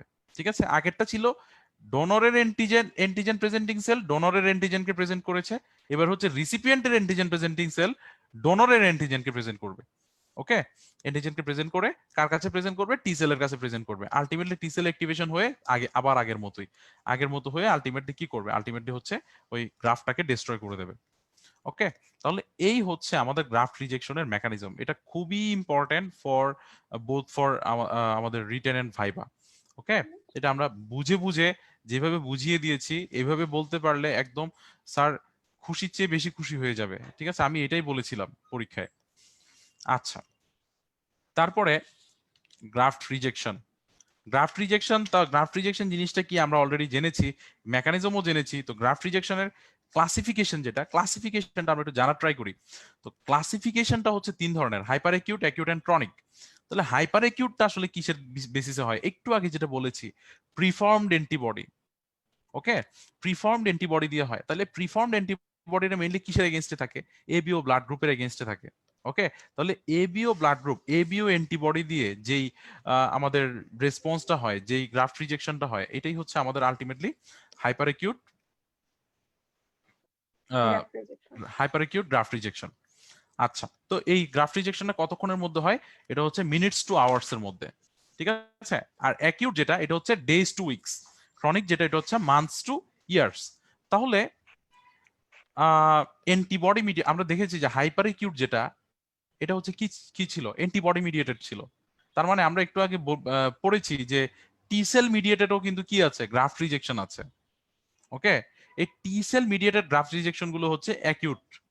ওকে, T cell mediated graft rejection গুলো হচ্ছে অ্যাকিউট। আচ্ছা, তারপরে ক্রনিক। ক্রনিক কোনগুলো? ক্রনিক গুলো হচ্ছে নন ইমিউন, ঠিক আছে, নন ইমিউন মেকানিজম। লাইক নন ইমিউন মেকানিজমের মধ্যে কি আছে? অ্যাথেরোস্ক্লেরোসিস হইতে পারে, ইমিউনোসাপ্রেসিভ ড্রাগের সাইড ইফেক্টের কারণে হতে পারে, সাইটোটক্সিক ড্রাগের সাইড ইফেক্টের কারণে হতে পারে, ঠিক আছে। মানে নন ইমিউন মেকানিজমের জন্য যে ঘটনাগুলো ঘটে, এগুলো হচ্ছে সবগুলো অবশ্যই ক্রনিক। এখন একটা কোয়েশ্চেন এখানে আসতে পারে যে ভাইয়া, যে কেন নন ইমিউন মেকানিজম কেন হবে? ক্রনিকটা অলওয়েজ কি নন ইমিউন? ক্রনিকটা ইমিউন হতে পারে না? অবশ্যই ক্রনিকটা ইমিউনও হতে পারে। ক্রনিকটা কখন ইমিউন হবে? এখন দেখো, আমরা graft versus host rejection, sorry, graft রিজেকশনটা প্রিভেন্ট করার জন্য আমরা হচ্ছে যে রিসিপিয়েন্ট, তাকে আমরা হচ্ছে ইমিউনো সাপ্রেসড রাখি। হ্যাঁ, এখন ইমিউনো সাপ্রেসড মানে অনেক দিন ধরে রাখি, কিন্তু দেখা যায় কি অনেক সময় যখনই পেশেন্ট হচ্ছে ইমিউনো সাপ্রেসিভ ড্রাগ নেওয়া অফ করে দিয়েছে, তখনই তার ইমিউন মেকানিজমটা আবার ওই গ্রাফটের এগেনস্টে হচ্ছে আবার ইমিউন রেসপন্স তৈরি করা স্টার্ট করে অনেক দিন পর। লাইক একটা ট্রান্সপ্লান্টেশন হলো, ট্রান্সপ্লান্টেশন হওয়ার অনেক দিন পরে সে যখন ইমিউনোসাপ্রেসিভ খাওয়া অফ করলো, সাথে সাথে হচ্ছে আবার কি হয়ে গেল? গ্রাফট রিজেকশন হয়ে গেল। এটা কি অ্যাকিউট হবে? এটা অবশ্যই অ্যাকিউট হবে না, বিকজ অ্যাকিউট হলে ডেজ টু উইকস এর মধ্যে হতে হবে। এটা তো 1 বছর, 2 বছর, 3 বছর, 10 বছর পরেও হতে পারে। ওকে, আচ্ছা, তাহলে এই হচ্ছে আমাদের হচ্ছে গ্রাফট রিজেকশনের টাইপ আর কি।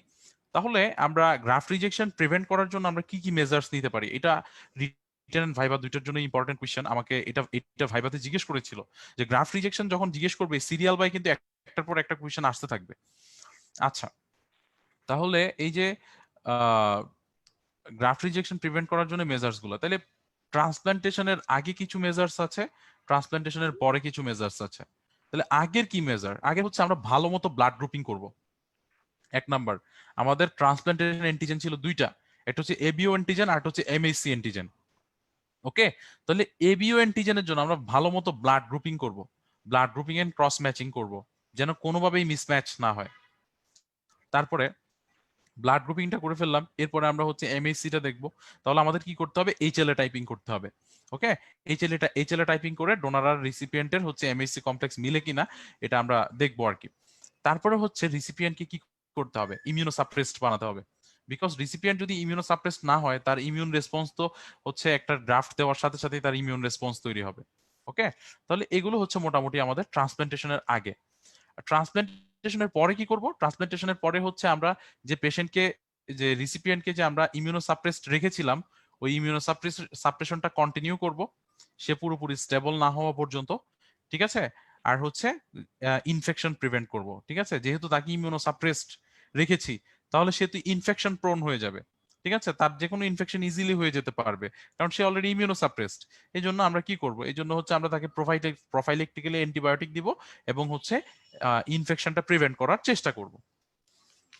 আচ্ছা, তো গেল। এরপরে লাস্ট এখান থেকে একটা শর্ট নোট আসে অনেক সময়, যে গ্রাফট ভার্সেস হোস্ট রিয়াকশন। ওকে, গ্রাফট ভার্সেস হোস্ট রিয়াকশন এটা কি? এটা হচ্ছে গ্রাফট রিজেকশনের উল্টো কাহিনী। এতক্ষণ ধরে রিসিপিয়েন্টের ইমিউন সেলগুলা গ্রাফটকে অ্যাটাক করেছে, এবার গ্রাফটের মধ্যেও তো ইমিউন সেল আছে কিছু, গ্রাফটে করেও তো ডোনর থেকে কিছু ইমিউন সেল চলে এসেছে। এই ইমিউন সেলগুলো যদি হোস্টকে অ্যাটাক, মানে রিসিপিয়েন্টকে অ্যাটাক করে, ঠিক আছে, এই ইমিউন সেলগুলো যদি, ডোনরের ইমিউন সেলগুলো যদি রিসিপিয়েন্টকে যদি অ্যাটাক করে, তখন যেই রিয়াকশনটা হয়, এটা হচ্ছে আমাদের গ্রাফট ভার্সেস হোস্ট রিয়াকশন। তাহলে কি কি সাইন সিমটম পাবো? ম্যাকুলোপ্যাপুলার র্যাশ পেতে পারি, জন্ডিস পেতে পারি, হেপাটোস্প্লেনোমেগালি পেতে পারি, ডায়রিয়া পেতে পারি, এগুলো পেতে পারি, ঠিক আছে। তো গ্রাফট ভার্সেস হোস্ট রিয়াকশন এটার জন্য রিকোয়ারমেন্ট কি? এটার জন্য রিকোয়ারমেন্ট হতে হবে হচ্ছে গ্রাফটের মধ্যে অবশ্যই ইমিউন সেলগুলো থাকতে হবে। কারণ ইমিউন সেল যদি না থাকে, ইমিউন সেল না থাকলে সে হোস্টের টিস্যুকে বা রিসিপিয়েন্টের টিস্যুকে সে অ্যাটাক কিভাবে করবে, তাই না? অবশ্যই ইমিউন সেল থাকতে হবে, অর্থাৎ ইমিউনো কম্পিটেন্ট টি সেল থাকতে হবে। তারপরে হচ্ছে হোস্ট ইমিউনো কম্প্রোমাইজ থাকতে হবে। আর হচ্ছে রিসিপিয়েন্টের হচ্ছে যে অ্যান্টিজেন গুলা এগুলো হচ্ছে ডোনরের জন্য ফরেইন হতে হবে। এই আচ্ছা, প্রিভেন্ট কিভাবে করব? প্রিভেন্ট হচ্ছে আমরা যেটা করতে পারি, তাহলে আমাদের প্রিভেন্ট করার ওয়ে কি? এই পুরো গ্রাফট ভার্সেস হোস্ট রিঅ্যাকশনটাই হচ্ছে কিন্তু ডোনরের ইমিউনোকম্পিটেন্ট টি সেলগুলোর জন্য। ডোনরের যে গ্রাফট টিস্যুটা আমরা নিচ্ছি, ওই গ্রাফট টিস্যুর মধ্যে যে ইমিউনোকম্পিটেন্ট টি সেলগুলো আছে, এই টি সেলগুলোকে যদি আমরা কোনোভাবে মেরে ফেলতে পারি বা কোনোভাবে এখান থেকে সরিয়ে নিতে পারি, তাহলে কিন্তু আলটিমেটলি কিন্তু রিঅ্যাকশনটা হয় না। ওকে, তাহলে আমাদের কি করতে হবে? আমাদের হচ্ছে ওই টি সেলগুলোকে ডিস্ট্রয় করার কাজ করতে হবে। এখন টি সেলগুলো ডিস্ট্রয় কিভাবে করা যায়? টি সেলগুলো ডিস্ট্রয় করা যায় হচ্ছে এন্টি থাইমোসাইট গ্লোবিন দিয়ে। এন্টি থাইমোসাইট গ্লোবিন অর্থাৎ ওই টি সেলের এগেইনস্টে হচ্ছে আমাদের কি তৈরি, কি প্রডিউস করতে হয়? অ্যান্টিবডি প্রডিউস করতে হয়। ওকে, ওই মনোক্লোনাল অ্যান্টিবডি দিয়ে হচ্ছে যখন আমরা হচ্ছে ওই গ্রাফটাকে আমরা কি করি, ট্রিট করি, আলটিমেটলি ওখানে যে টি সেলগুলো থাকে ওই টি সেলগুলো মরে যায়। তাহলে এই হচ্ছে আমাদের এমএসসি কমপ্লেক্স এন্ড হচ্ছে transplantation physiology and transplantation chapter আর কি। তো এরপরে আমাদের এখানে একটা ইম্পর্টেন্ট যে চ্যাপ্টারটা চলে আসলো এরপরে, এটা খুবই important both for written and viva, এবং ভবিষ্যতে এটা অনেক কাজে আসবে যখন তোমরা মেডিসিন পড়বে। হ্যাঁ, তো এটা হচ্ছে আমাদের কি, এটা হচ্ছে হাইপার সেন্সিটিভিটি রিঅ্যাকশন। ওকে, আমার একটু গলা শুকিয়ে গেছে, আমি একটু পানি খেয়ে নেই। জি ভাই, অবশ্যই।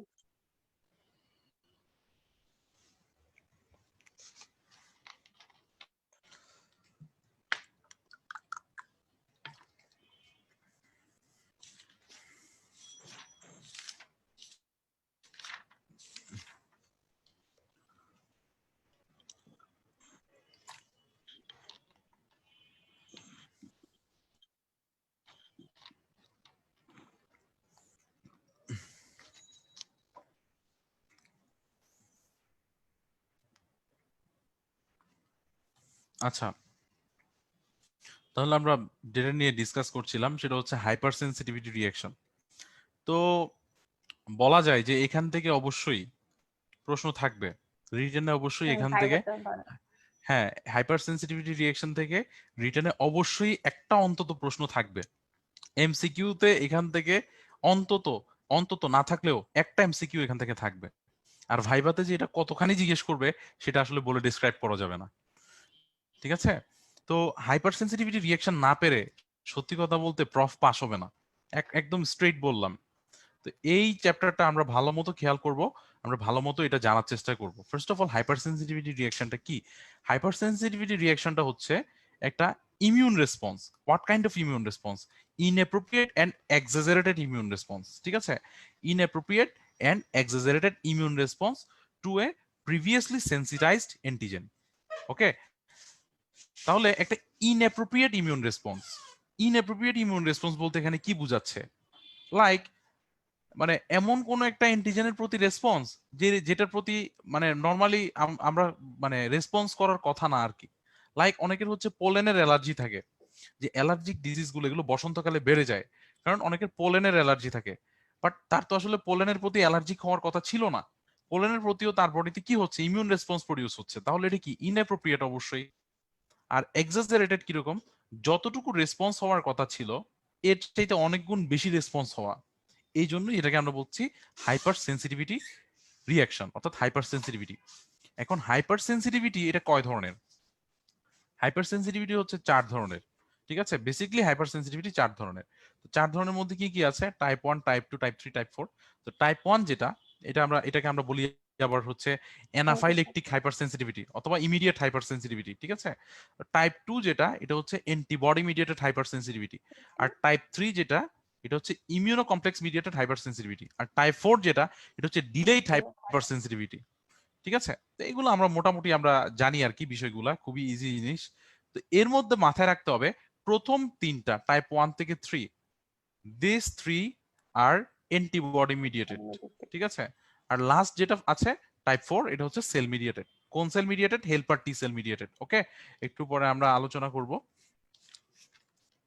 তো সরাসরি চলে যায় টাইপ 1 হাইপার সেন্সিটিভিটি রিঅ্যাকশনে। তাহলে টাইপ 1 হাইপার সেন্সিটিভিটি এটা আসলে কি দিয়ে হয়? এটা হচ্ছে আমাদের বেসিক্যালি এখানে মিডিয়েটর গুলো হচ্ছে মেইনলি মাস্ট সেল আর হচ্ছে ইমিউনোগ্লোবুলিন ই, এই দুইটা জিনিস দিয়ে হচ্ছে আমাদের টাইপ 1 হাইপার সেন্সিটিভিটি বা ইমিডিয়েট হাইপার সেন্সিটিভিটি রিয়াকশন যেটা, অর্থাৎ যেটার কারণে অ্যানাফাইলেকটিক শক হয়, ওইটা হয়। ঠিক আছে? তো এটার আমাদের তিনটা ফেজ আছে ইমিডিয়েট হাইপার সেন্সিটিভিটি রিয়াকশনের। এর মধ্যে প্রথমে হচ্ছে সেন্সিটাইজেশন, অর্থাৎ একটা পার্সন ওই অর্থাৎ একটা পার্সনের ইমিউন সিস্টেম একটা সার্টেইন অ্যান্টিজেনের প্রতি প্রথমবার যখন এক্সপোজড হয় তখন ওর বডিতে ওই অ্যান্টিজেনের এগেইনস্টে হচ্ছে আইজিই প্রডিউস হয়, আইজিই ইমিউনোগ্লোবুলিন ই। ঠিক আছে? এই ইমিউনোগ্লোবুলিন ই কি করে, তার মাস্ট সেলগুলোর সাথে কি করে, মাস্ট সেলগুলোর সাথে বাইন্ড করে। ওকে, মাস্ট সেলগুলোর সাথে ইমিউনোগ্লোবুলিন ই গুলো হচ্ছে এফসি পোর্শন দিয়ে কি করে রাখে, বাইন্ড করে রাখে। ঠিক আছে? তাহলে আবার বলছি, প্রথমবার যখন এক্সপোজড হলো, আগে থেকে কিন্তু তার বডিতে ওই অ্যান্টিজেনের এগেনস্টে কোনো অ্যান্টিবডি ছিল না। তাহলে প্রথমবার যখন এক্সপোজড হয়েছে তখনই কিন্তু কি হবে, তখনই অ্যান্টিবডি প্রডিউস হবে। কি অ্যান্টিবডি প্রডিউস হবে? ইমিউনোগ্লোবুলিন ই। এই ইমিউনোগ্লোবুলিন ই গুলা তখন বেসোফিল আর হচ্ছে মাস্ট সেলের সাথে এফসি পোর্শন দিয়ে কি হবে, অ্যাটাচড হবে। গেল, এটা হচ্ছে সেন্সিটাইজেশন ফেজ। এরপরে রি এক্সপোজার যখন হবে, এই রি এক্সপোজার যখন হবে তখন হচ্ছে পরবর্তীতে এই অ্যান্টিজেন গুলা ওই যে মাস্ট সেলের যে সারফেসে ইমিউনোগ্লোবুলিন ই গুলো অলরেডি অ্যাটাচড আছে, ওই অ্যাটাচড ইমিউনোগ্লোবুলিন গুলোর উপরে কি কি ফর্ম করবে, ব্রিজের মতো ফর্ম করবে। লাইক আমি দেখাচ্ছি এখানে, সাপোজ আমার এই যে হাত, ঠিক আছে, এই হাত এটা যদি একটা মাস্ট সেল হয়, ধরা যাক এটা একটা ইমিউনোগ্লোবুলিন ই, এটা একটা ইমিউনোগ্লোবুলিন ই, এগুলো হচ্ছে আগে থেকেই প্রডিউস হয়েছে, এগুলো হচ্ছে আমার হাতের সাথে কি, আমার হাতের সাথে হচ্ছে অলরেডি অ্যাটাচড হয়ে আছে। ঠিক আছে, সেন্সিটাইজেশন ফেজ থেকে অ্যাটাচড হয়ে আছে। এখন পরবর্তীতে যখন ওই সেম অ্যান্টিজেনের প্রতি আবার এক্সপোজড হবে, তাহলে ধরা যাক এই আঙ্গুলটা হচ্ছে ওই সেম অ্যান্টিজেনটা, এই সেম অ্যান্টিজেনটা কি করবে, এই দুইটা ইমিউনোগ্লোবুলিন ই এর সাথে এরকম ব্রিজের মতো কাজ করবে। যখনই এরকম ব্রিজ ফর্মেশনটা হবে তখনই মাস্ট সেলটা কি হবে, অ্যাক্টিভেটেড হয়ে ডিগ্রানুলেশন করবে। ঠিক আছে, মাস্ট সেলটা তখন কি করবে, ডিগ্রানুলেশন করে আলটিমেটলি ওই যে অ্যানাফাইল এক্সিসের যে মিডিয়েটর গুলা, এই মিডিয়েটর গুলো হচ্ছে সে রিলিজ করে দিবে আর কি। আলটিমেটলি কি হবে, আলটিমেটলি হচ্ছে অ্যানাফাইল এক্সিস হবে। ওকে, তাহলে এই তো আমরা হচ্ছে সেন্সিটাইজেশন ফেজ বললাম, তারপর হচ্ছে রি এক্সপোজার বললাম, লাস্টে ছিল হচ্ছে ইফেক্টর ফেজ, ওই মিডিয়েটর গুলো দিয়ে। তাহলে ইমিডিয়েটলি যে মিডিয়েটর গুলো আছে, ওই ওই ইমিডিয়েট মিডিয়েটর গুলো হচ্ছে যেই রেসপন্স প্রডিউস করে, ওইটা হচ্ছে ইমিডিয়েট ফেজ। তারপর হচ্ছে আবার হচ্ছে সেকেন্ডারি মিডিয়েটর গুলো, পরবর্তীতে যেই মিডিয়েটর গুলো সিনথেসিস হয়, ওই মিডিয়েটর গুলো হচ্ছে যে রেসপন্স প্রডিউস করে, ওইটা হচ্ছে লেট ফেজ। ওকে, তাহলে এই হচ্ছে আমাদের টাইপ 1 হাইপার সেন্সিটিভিটি রিয়াকশন। আচ্ছা, তো টাইপ 1 হাইপার সেন্সিটিভ রিঅ্যাকশন, এখান থেকে একটা জিনিস মনে রাখা জরুরি, সেটা হচ্ছে অ্যানাফাইলেক্সিস কি জিনিস।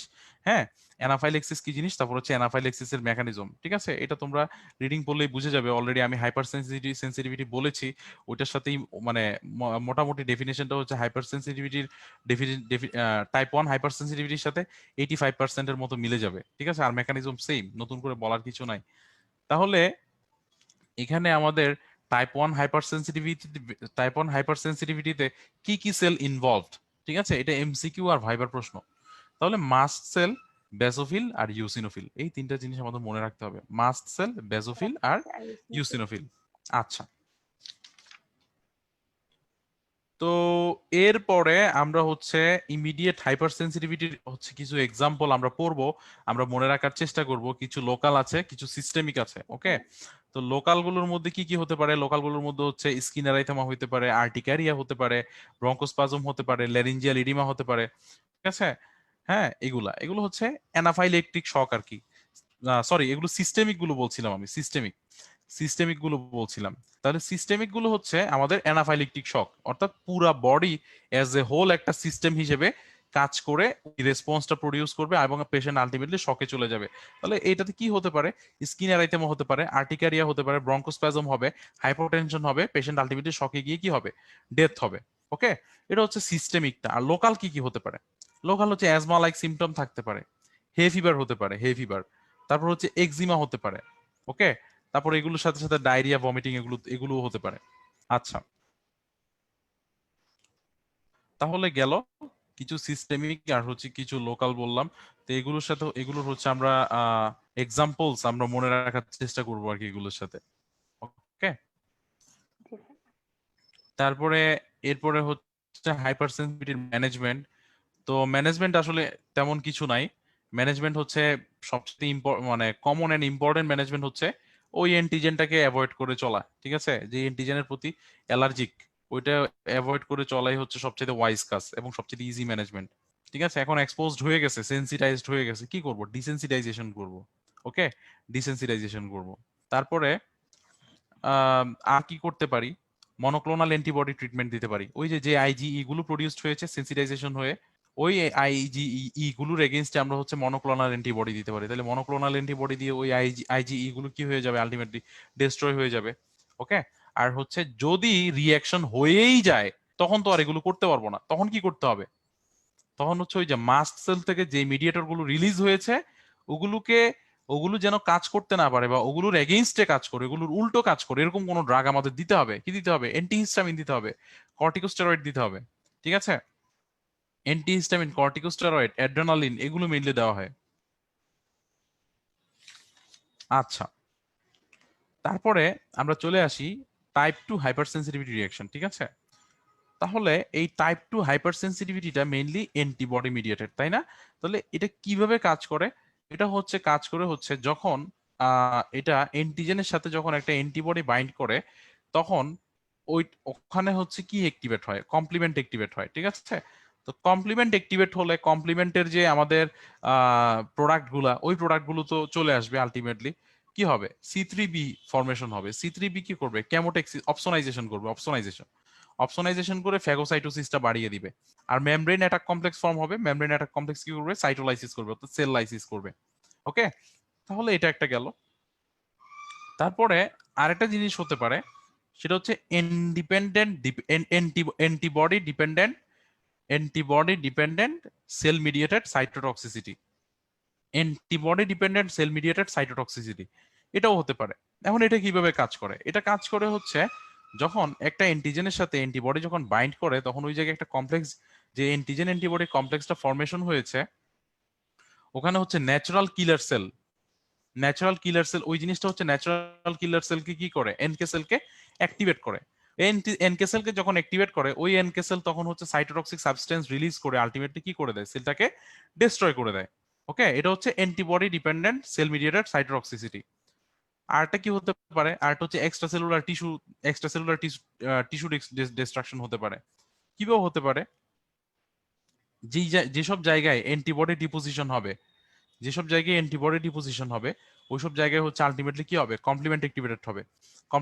কমপ্লিমেন্ট যদি অ্যাক্টিভেটেড হয় আলটিমেটলি ক্যামোটেক্সিস হবে। ক্যামোটেক্সিস হয়ে ওই জায়গায় হচ্ছে ফ্যাগোসাইট গুলো গিয়ে আলটিমেটলি কি করবে? এনজাইম রিলিজ করবে। এনজাইম রিলিজ করলে ওই জায়গাটা কি হয়ে যাবে? ডিস্ট্রয় হয়ে যাবে। ওকে, তাহলে এই এই হচ্ছে আমাদের টাইপ 2 অর্থাৎ অ্যান্টিবডি মিডিয়েটেড হাইপার সেন্সিটিভিটি। তাহলে অ্যান্টিবডি মিডিয়েটেড হাইপার সেন্সিটিভিটি যেটা, এটাকে যদি আমরা সংক্ষেপে যদি বলতে চাই, আমাদের বলতে হবে মেইনলি তিনটা ওয়ে। একটা হচ্ছে ডিরেক্টলি কমপ্লিমেন্ট অ্যাক্টিভেট করা, আরেকটা হচ্ছে ন্যাচারাল কিলার সেলের মাধ্যমে, যেটাকে আমরা হচ্ছে antibody mediated cell antibody dependent cell mediated cytotoxicity বলছি। আরেকটা হচ্ছে আমাদের এক্সট্রা সেলুলার টিস্যু ডিস্ট্রাকশন। তাহলে এই তিন ভাবে হতে পারে।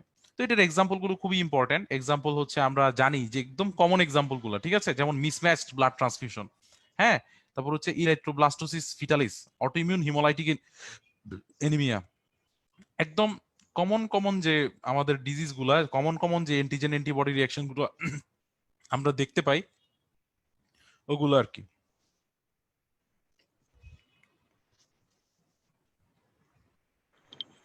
আচ্ছা,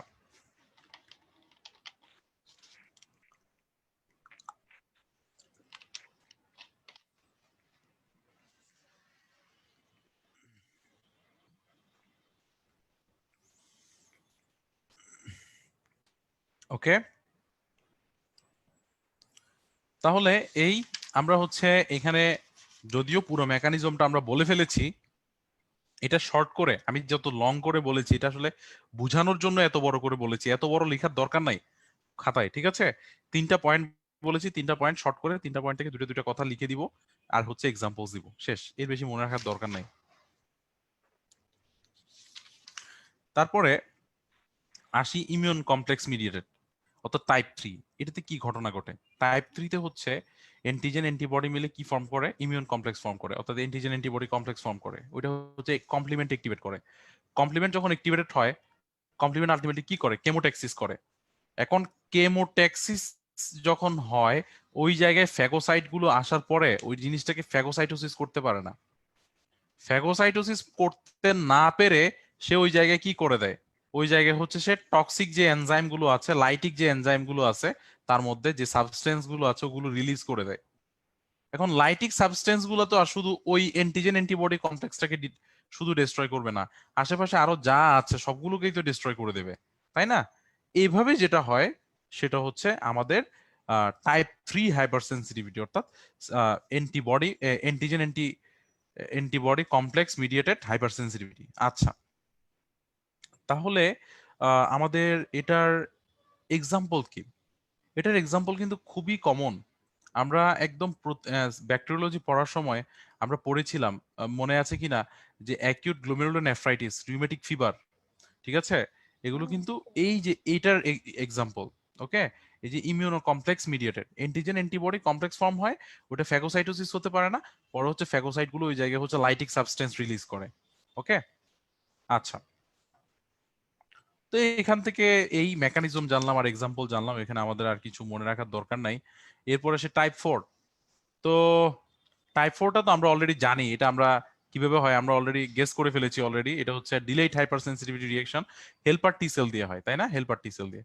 তাহলে হেল্পার টি সেল দিয়ে কিভাবে হয়? ডিলেড হাইপার সেন্সিটিভিটি রিঅ্যাকশনটা হয় সবসময় একটা প্রিসেন্সিটাইজড হোস্টের মধ্যে। প্রিসেন্সিটাইজড মানে ওই অ্যান্টিজেনের প্রতি যেই হোস্ট আগে থেকে এক্সপোজড, যেই হোস্টের বডিতে ওই অ্যান্টিজেনটা আগে থেকেই সেন্সিটাইজড, এরকম একজন হোস্টে শুধুমাত্র ডিলেড হাইপার সেন্সিটিভিটি হওয়া পসিবল। নতুন করে হয়ে কখনো হাইপার সেন্সিটিভিটি হওয়া, ডিলেড হাইপার সেন্সিটিভিটি হওয়া পসিবল না, ঠিক আছে? তাহলে অ্যান্টিজেন যখন একটা প্রিসেন্সিটাইজড হোস্টের মধ্যে ঢুকে, তখন হচ্ছে এর মধ্যে যে আগে আগে থেকে যে ওই অ্যান্টিজেনের এগেইনস্টে যে মেমোরি সেলগুলো প্রডিউস হয়েছিল, ওই মেমোরি সেলগুলো অ্যাক্টিভেটেড হয়ে যায়। মেমোরি সেলগুলো তখন ইন্টারলিউকিন 2 আর হচ্ছে গামা ইন্টারফেরন প্রডিউস করে। গামা ইন্টারফেরন হচ্ছে ম্যাক্রোফেজকে অ্যাক্টিভেট করে। আলটিমেটলি কি করে? ম্যাক্রোফেজ হচ্ছে ম্যাক্রোফেজ একটি অ্যাক্টিভেট করে, ম্যাক্রোফেজ হচ্ছে ওই জায়গায় হচ্ছে টিউবারকুলিন টাইপ হাইপার সেন্সিটিভিটি করে, গ্র্যানুলোমা ফর্মেশন করে, গ্র্যানুলোমা ফর্মেশন ম্যাক্রোফেজ, ঠিক আছে? আর হচ্ছে ইন্টারলিউকিন 2, যেটা ইন্টারলিউকিন 2 হচ্ছে সাইটোটক্সিক টি সেল অ্যাক্টিভেট করে। ওই সাইটোটক্সিক টি সেল আলটিমেটলি কি করে? টিস্যু ডিস্ট্রাকশন করে। ওকে, তাহলে এটার এক্সাম্পল কি? এটার এক্সাম্পলই আমাদের জন্য সবচেয়ে বেশি কমন। ওই যে আমরা পড়েছি না, টিউবারকুলিন টেস্ট, ল্যাপ্রোমিন টেস্ট, তাই না? হ্যাঁ, জি। এগুলো হচ্ছে আমাদের এই ডিলেড হাইপার সেন্সিটিভিটি, এটার হচ্ছে এক্সাম্পল আর কি। তো এই মোটামুটি আমাদের হাইপার সেন্সিটিভিটি রিঅ্যাকশন, এখান থেকে আর খুব বেশি কিছু লাগে না। এরপরে আমরা চলে আসি tolerance. Tolerance and autoimmune disease. তো টলারেন্স মানে আসলে কি? টলারেন্স মানে হচ্ছে একটা স্পেসিফিক অ্যান্টিজেনের প্রতি ইমিউন রেসপন্স প্রডিউস না হওয়া।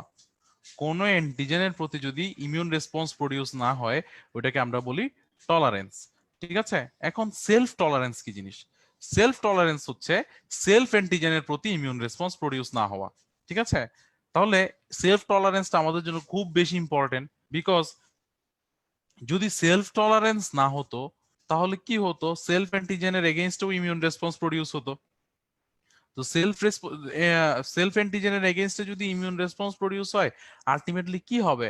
আলটিমেটলি হচ্ছে আমাদের অটোইমিউন ডিজিজ হবে, অটোইমিউন ডিজিজ। তাহলে অটোইমিউন ডিজিজ হওয়ার একটা একটা one of the most important condition হচ্ছে সেলফ টলারেন্সটা নষ্ট হয়ে যাওয়া বা সেলফ টলারেন্সটা চলে যাওয়া। আচ্ছা, তো টলারেন্স এটা দুই প্রকার, একটা হচ্ছে সেন্ট্রাল টলারেন্স আর একটা হচ্ছে পেরিফেরাল টলারেন্স। সেন্ট্রাল টলারেন্স কি? সেন্ট্রাল টলারেন্স হচ্ছে যেই টলারেন্সটা থাইমাসের মধ্যে প্রডিউস হয়েছে, যেই টলারেন্সটা থাইমাসের মধ্যে প্রডিউস হয়েছে এটা হচ্ছে সেন্ট্রাল টলারেন্স। পেরিফেরাল টলারেন্স কোনটা? যে টলারেন্সটা থাইমাসের বাইরে। আচ্ছা, সেন্ট্রাল টলারেন্স এখানে কেন বলছি? আমাদের যে টি সেল বা লিম্ফোসাইট প্রোডাকশন, এটা যখন আমরা পড়েছিলাম আগের দিন, তখন আমরা বলেছিলাম যে এখানে পজিটিভ সিলেকশন, নেগেটিভ সিলেকশন এরকম কিছু বিষয় ছিল, ঠিক আছে? হ্যাঁ, এরকম কিছু বিষয় ছিল। এগুলো কোথায় হয়? এগুলো হচ্ছে ওই যে লিম্ফোসাইট যখন ম্যাচিউরড হয়, ওই লিম্ফোসাইট ম্যাচুরেশন হওয়ার সময় এই ঘটনাগুলো ঘটে, ঠিক আছে? এখন ওই থাইমাসের মধ্যে যখন লিম্ফোসাইট যখন ম্যাচিউর হয়, তখন যদি টলারেন্স প্রডিউস হয় ওটা হচ্ছে সেন্ট্রাল।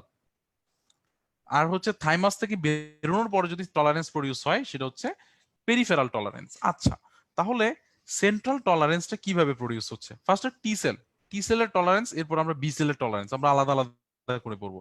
তাহলে first of all T sell, তাহলে টি সেলের সেন্ট্রাল টলারেন্সটা কিভাবে প্রডিউস হচ্ছে? টি সেল বি সেল দুটোর জন্যই সেন্ট্রাল টলারেন্স সেম, সেটা হচ্ছে ক্লোনাল ডিলেশন। ক্লোনাল ডিলেশন মানে কি? ক্লোনাল ডিলেশন হচ্ছে যেই সেলগুলা, যেই লিম্ফোসাইট গুলা সেলফ এন্টিজেনের সাথে রিয়্যাক্ট করে ওদেরকে ডিস্ট্রয় করে দেওয়া, ঠিক আছে? ক্লোনাল ডিলেশন মানে হচ্ছে যেই যেই হচ্ছে আমাদের লিম্ফোসাইট গুলা, যেই লিম্ফোসাইট গুলো হচ্ছে আমাদের সেলফ এন্টিজেনের সাথে রিয়্যাক্ট করে, ওরা হচ্ছে কি, ওরা ওদের হচ্ছে অ্যাপোপ্টোসিস হবে, অ্যাপোপ্টোসিস হয়ে আলটিমেটলি তাদের সেল ডেথ হবে। তাহলে বাঁচতেছে কারা? যারা হচ্ছে সেলফ অ্যান্টিজেনের সাথে রিয়্যাক্ট করে না। তার মানে আমরা সিলেক্ট করে রেখে দিচ্ছি কাদেরকে? যারা রিয়েক্ট করে না তাদেরকে রেখে দিচ্ছি। এটাকে আমরা বলি নেগেটিভ সিলেকশন। দেখো, রিয়েক্ট যারা করে না তারা বাঁচতে পারতেছে, এটা হচ্ছে নেগেটিভ সিলেকশন। তাহলে আমাদের টি সেল বি সেল দুইটারই হচ্ছে আমাদের সেন্ট্রাল টলারেন্স প্রডিউস হয়ে হচ্ছে clonal deletion by negative selection. এই কথাটা বলতে পারতে হবে, clonal deletion by negative selection, এটার মাধ্যমে হচ্ছে আমাদের সেন্ট্রাল টলারেন্স প্রডিউস হচ্ছে। আচ্ছা, আর পেরিফেরাল টলারেন্স, পেরিফেরাল টলারেন্স হচ্ছে আমাদের হচ্ছে টি সেল আর বি সেলের জন্য ডিফারেন্ট। তো টি সেলের জন্য কি? টি সেলের জন্য হচ্ছে ক্লোনাল এনার্জি। তো ক্লোনাল এনার্জি কি জিনিস, এনার্জি কি জিনিস আমরা হচ্ছে আগের ক্লাসে পড়েছি অলরেডি, ওটা নিয়ে আমরা আর মানে ওটা আবার ডিটেইললি এখানে বলতে না যাই। তো ক্লোনাল এনার্জি মানে হচ্ছে যে একটা আমাদের টি সেল অ্যাক্টিভেশনের জন্য একটা কো স্টিমুলেশন দরকার হয়, কো স্টিমুলেশন। এই কো স্টিমুলেশনের অ্যাবসেন্সের কারণে হয় হচ্ছে ক্লোনাল এনার্জি, ঠিক আছে? তাহলে এটা, তারপরে হচ্ছে যে সেলফ রিয়েক্টিভ টি সেল গুলো আছে, এই সেলফ রিয়েক্টিভ টি সেল গুলো পেরিফেরিতেও, পেরিফেরাল ব্লাডেও কি হয়ে যেতে পারে? ডিস্ট্রয় হয়ে যেতে পারে, ঠিক আছে? তারপরে হচ্ছে ওই সেলফ রিয়েক্টিভ টি সেল গুলো হচ্ছে রেগুলেটরি টি সেল দিয়েও হচ্ছে কি হয়ে যেতে পারে? রেগুলেটরি টি সেল দিয়েও হচ্ছে সাপ্রেসড হয়ে যেতে পারে, ঠিক আছে? তাহলে তিনটা পয়েন্ট বললাম, এক হচ্ছে ক্লোনাল এনার্জি, তারপর হচ্ছে destruction of self reactive T cell in peripheral blood, আর একটা হচ্ছে আমাদের suppression of self reactive T cell বা রেগুলেটরি টি সেলস। আচ্ছা, বি সেলের পেরিফেরাল টলারেন্স কিভাবে হয়? জাস্ট একটা কথা মনে রাখবো, ক্লোনাল এনার্জি, আর আর কিছু বলার দরকার নাই। আচ্ছা, তো গেল। এরপরে আসি অটোইমিউন ডিজিজ। তো অটোইমিউন ডিজিজের এখান থেকে হচ্ছে অটোইমিউন ডিজিজ থেকে আসলে কি লাগবে? অটোইমিউন ডিজিজ থেকে লাগে হচ্ছে অটোইমিউন ডিজিজের ডেফিনেশন, মানে অটোইমিউনিটির ডেফিনেশন। অটোইমিউনিটির ডেফিনেশন আমরা অলরেডি জানি, সেটা কি? লস অফ সেলফ টলারেন্স, ঠিক আছে? লস অফ সেলফ টলারেন্স, আর হচ্ছে প্রোডাকশন অফ অ্যান্টিবডি এগেইনস্ট কি? Self antigen. ওকে, এটাই হচ্ছে আমাদের অটোইমিউনিটি, এবং এটার জন্য যে ডিজিজ গুলো হয় এটা হচ্ছে অটোইমিউন ডিজিজ। তো এখান থেকে আসলে কি লাগবে? এখান থেকে লাগে হচ্ছে অটোইমিউন ডিজিজের যে মেকানিজম গুলা, হ্যাঁ, এটা কার্ড কোয়েশ্চেন আছে কিন্তু, ভাইবার কার্ড কোয়েশ্চেন, অটোইমিউন ডিজিজের মেকানিজম। আর এটা রিটেনের জন্য অনেক বেশি ইম্পর্টেন্ট, তোমরা অলরেডি জানো, এগুলো বলার কিছু নাই। তো মেকানিজম গুলো একটু বলি। তো মেকানিজম হচ্ছে, মেকানিজমের মধ্যে আমাদের আছে হচ্ছে মলিকুলার মিমিক্রি, হ্যাঁ, অল্টারেশন অফ নর্মাল প্রোটিন, তারপর হচ্ছে রিলিজ অফ সিকুয়েস্টার্ড অ্যান্টিজেন, তারপর হচ্ছে এপিটোপ স্প্রেডিং, আর হচ্ছে রেগুলেটরি টি সেলের failure of regulatory T cell. Okay, তো এগুলো আমরা হচ্ছে বুঝে বুঝে, এই জিনিসগুলো আমরা এখানে 5টা পয়েন্টের কথা বলা আছে, এই 5টা পয়েন্ট আমরা বুঝে বুঝে মনে রাখবো। স্যাররা হচ্ছে যেটা জিজ্ঞেস করতে পছন্দ করে সেটা হচ্ছে মলিকুলার মিমিক্রি। হ্যাঁ, মলিকুলার মিমিক্রি, এটা হচ্ছে স্যাররা আলাদা করে হচ্ছে ভাইভাতে জিজ্ঞেস করে যে মলিকুলার মিমিক্রি জিনিসটা কি। এখন মিমিক্রি মানে হচ্ছে, ধরো যে একটা ফরেন অ্যান্টিজেন, ঠিক আছে, একটা ব্যাকটেরিয়ার ইনফেকশন হলো, ওই ব্যাকটেরিয়ার এগেইনস্টে হচ্ছে তোমার বডিতে অ্যান্টিবডি তৈরি হলো। এখন যেই ব্যাকটেরিয়ার যেই অ্যান্টিজেনের এগেইনস্টে তোমার বডিতে অ্যান্টিবডি তৈরি হয়েছে, ওই অ্যান্টিজেনটা কোনো কারণে এমন হয়ে গেল যে ওইটা তোমার বডির কোনো একটা টিস্যুর সাথে মিলে যায়, তাহলে কি হবে? ওই টিস্যুর ওই হচ্ছে ব্যাকটেরিয়ার এগেইনস্টে যে অ্যান্টিবডি প্রডিউস হয়েছে, ওটা তোমার বডির ওই টিস্যুর এগেইনস্টেও কাজ করবে। তখন আলটিমেটলি কি হবে? অটো ইমিউনিটি হবে। এই ঘটনাকে আমরা বলতেছি মলিকুলার মিমিক্রি। এটার এক্সাম্পল কি? ওই যে এটার এক্সাম্পল হচ্ছে আমরা হচ্ছে ওই যে পড়েছি না রিউমেটিক ফিভার। হ্যাঁ, রিউমেটিক ফিভারে কি হয়? স্ট্রেপ্টোককাস পায়োজেনাস দিয়ে ইনফেকশন হয়। স্ট্রেপ্টোককাস পায়োজেনাসের এম প্রোটিন যেটা, এই এম প্রোটিনের এগেইনস্টে হচ্ছে অ্যান্টিবডি প্রডিউস হয়। ঠিক আছে, এম প্রোটিনের এগেইনস্টে অ্যান্টিবডি প্রডিউস হয়। এই এম প্রোটিনের এগেইনস্টে যে অ্যান্টিবডি প্রডিউস হয়েছে, এটা হচ্ছে আবার আমাদের যে হার্টের যে ভালভ গুলো আছে, ওই ভালভের মধ্যে যে প্রোটিন আছে, ওইটার এগেইনস্টও আবার কি করতে পারে? ওইটার এগেইনস্টও কাজ করতে পারে। ঠিক আছে, ওইটার সাথে ক্রস রিঅ্যাকশন করতে পারে। আলটিমেটলি কি হয়? আমাদের হার্ট ভালভ গুলো কি হয়ে যায়? ডিস্ট্রয় হয়ে যায়। ওকে, তাহলে এই তো মলিকুলার মিমিক্রির জন্য আর কি হতে পারে, আর কি ডিজিজ হতে পারে? আমরা একটা বললাম যে রিউমেটিক ফিভার। ঠিক আছে, আর কি মনে রাখবো? মনে রাখবো হচ্ছে গিলেন বেয়ার সিনড্রোম। ঠিক আছে, আমরা এটা পড়েছি already, GBS, Guillain Barre syndrome. কি দিয়ে হতে পারে? Campylobacter jejuni. ঠিক আছে, ক্যাম্পাইলোব্যাক্টার দিয়ে হতে পারে। আচ্ছা, এরপরে আসি অটোইমিউন ডিজিজ। অটোইমিউন ডিজিজের ক্লাসিফিকেশন। এখানে ক্লাসিফিকেশন থেকে এখান থেকে জাস্ট লাগবে হচ্ছে কতগুলো অর্গান স্পেসিফিক অটোইমিউন ডিজিজের নাম বলো, কতগুলো সিস্টেমিক অটোইমিউন ডিজিজের নাম বলো। এর বেশি এখান থেকে কিছু দরকার নেই। ঠিক আছে, তো জাস্ট কয়েকটা নাম আমরা এখান থেকে মনে রাখবো, অর্গান স্পেসিফিক কতগুলা, সিস্টেমিক কতগুলা, দ্যাটস ইট। তো এরপরে আসি ইমিউনোডেফিসিয়েন্সি ডিসঅর্ডার। তো ইমিউনোডেফিসিয়েন্সি ডিসঅর্ডারের ক্ষেত্রেও সেম। এখানে আসলে ডিসকাস করার মতো কিছু নেই, এগুলো ভাইভাতে কখনো জিজ্ঞেসও করবে না, রিটেনেও খুব কম প্রশ্ন আসে এখান থেকে। তো ইমিউনোডেফিসিয়েন্সি ডিসঅর্ডার থেকে মেইনলি লাগবে হচ্ছে ইমিউনোডেফিসিয়েন্সি ডিসঅর্ডারের ক্লাসিফিকেশন আর এক্সাম্পল। তাহলে ক্লাসিফিকেশনের মধ্যে কি কি আছে? প্রাইমারি অর্থাৎ কনজেনিটাল, আর হচ্ছে সেকেন্ডারি অর্থাৎ অ্যাকোয়ার্ড। ওকে, প্রাইমারি অর্থাৎ কনজেনিটাল, সেকেন্ডারি অর্থাৎ অ্যাকোয়ার্ড, এটা। তাহলে বি সেলের ডেফিসিয়েন্সির জন্য কি ডিজিজ হতে পারে? টি সেল ডেফিসিয়েন্সির জন্য কি হতে পারে? আবার বিটি দুইটা ডেফিসিয়েন্সির জন্য কি হতে পারে? কমপ্লিমেন্ট ডেফিসিয়েন্সি ডিসঅর্ডার কি হতে পারে? ফ্যাগোসাইট ডেফিসিয়েন্সির জন্য কি হতে পারে? অর্থাৎ যে ইমিউন সেলগুলো আছে, হ্যাঁ, বা ইমিউন মিডিয়েটর গুলো আছে, এগুলো কোনটার ডেফিসিয়েন্সির জন্য কি ডিজিজ হতে পারে, এটা মনে রাখতে হবে আর কি। ঠিক আছে, এটা এমসিকিউর জন্য। আর রিটেনের জন্য লেস ইম্পর্টেন্ট, আসলে খুব বেশি ইম্পর্টেন্ট না, মানে টাইম পেলে পড়ে যাবে যাবে এরকম আর কি। আমার নিজেরও মনে নেই এগুলো সবগুলো।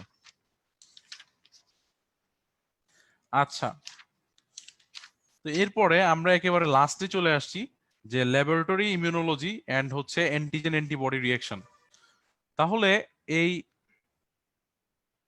এখান থেকে আমাদের অ্যান্টিজেন অ্যান্টিবডি রিঅ্যাকশন থেকে এখান থেকে হচ্ছে আমাদের ভাইভাতে কোনো কোয়েশ্চেন করা হবে না, এটা একদম মানে মোটামুটি শিওর আর কি। ভাইভাতে এখান থেকে কোনো প্রশ্ন আসবে না।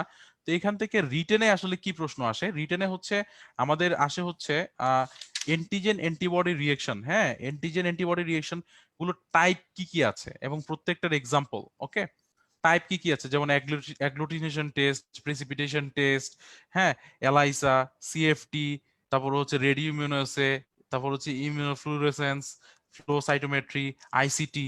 হ্যাঁ, এগুলো কি কি আছে এবং প্রত্যেকটার হচ্ছে এক্সাম্পল। খুবই বিরক্তিকর প্রশ্ন, আমি অনেক চেষ্টা করেছি, আমি কোনোভাবে এটা মনে রাখতে পারতাম না। তাই আমি লাস্টে কি করেছিলাম, দুইটা দুইটা করে মনে রাখছি, প্রত্যেকটা থেকে দুইটা দুইটা করে এক্সাম্পল। এখন অ্যাটলিস্ট দুইটা এক্সাম্পল মনে রাখতেই হবে। ঠিক আছে, তোমরা যেটা করবা যে এখানে প্রত্যেকটা থেকে দুইটা দুইটা করে এক্সাম্পল মনে রাখবা। প্রথম প্রথম যে দুটো দেয়া থাকবে ওই দুটোই মনে রাখবা। আচ্ছা,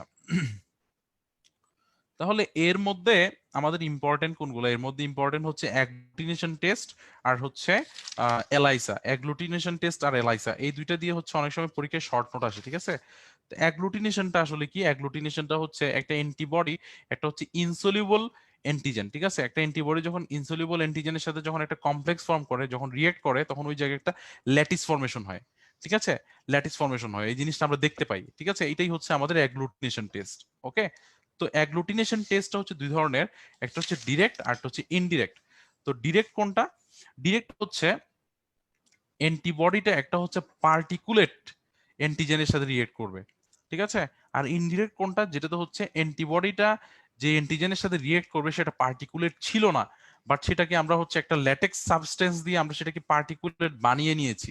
ওকে, এটা হচ্ছে আমাদের ইনডিরেক্ট। অর্থাৎ একটা আগে থেকেই পার্টিকুলেট ছিল, ওটা হচ্ছে ডিরেক্ট। আর একটা আগে থেকে পার্টিকুলেট ছিল না, ওটাকে আমরা হচ্ছে কি ল্যাটেক্স সাবস্টেন্স বা অন্য কোনো সাবস্টেন্স দিয়ে আমরা পার্টিকুলেট বানিয়ে নিয়েছি, এটা হচ্ছে ইনডিরেক্ট। এখান দিয়ে কি লাগবে, দুইটার এক্সাম্পল লাগবে, শেষ।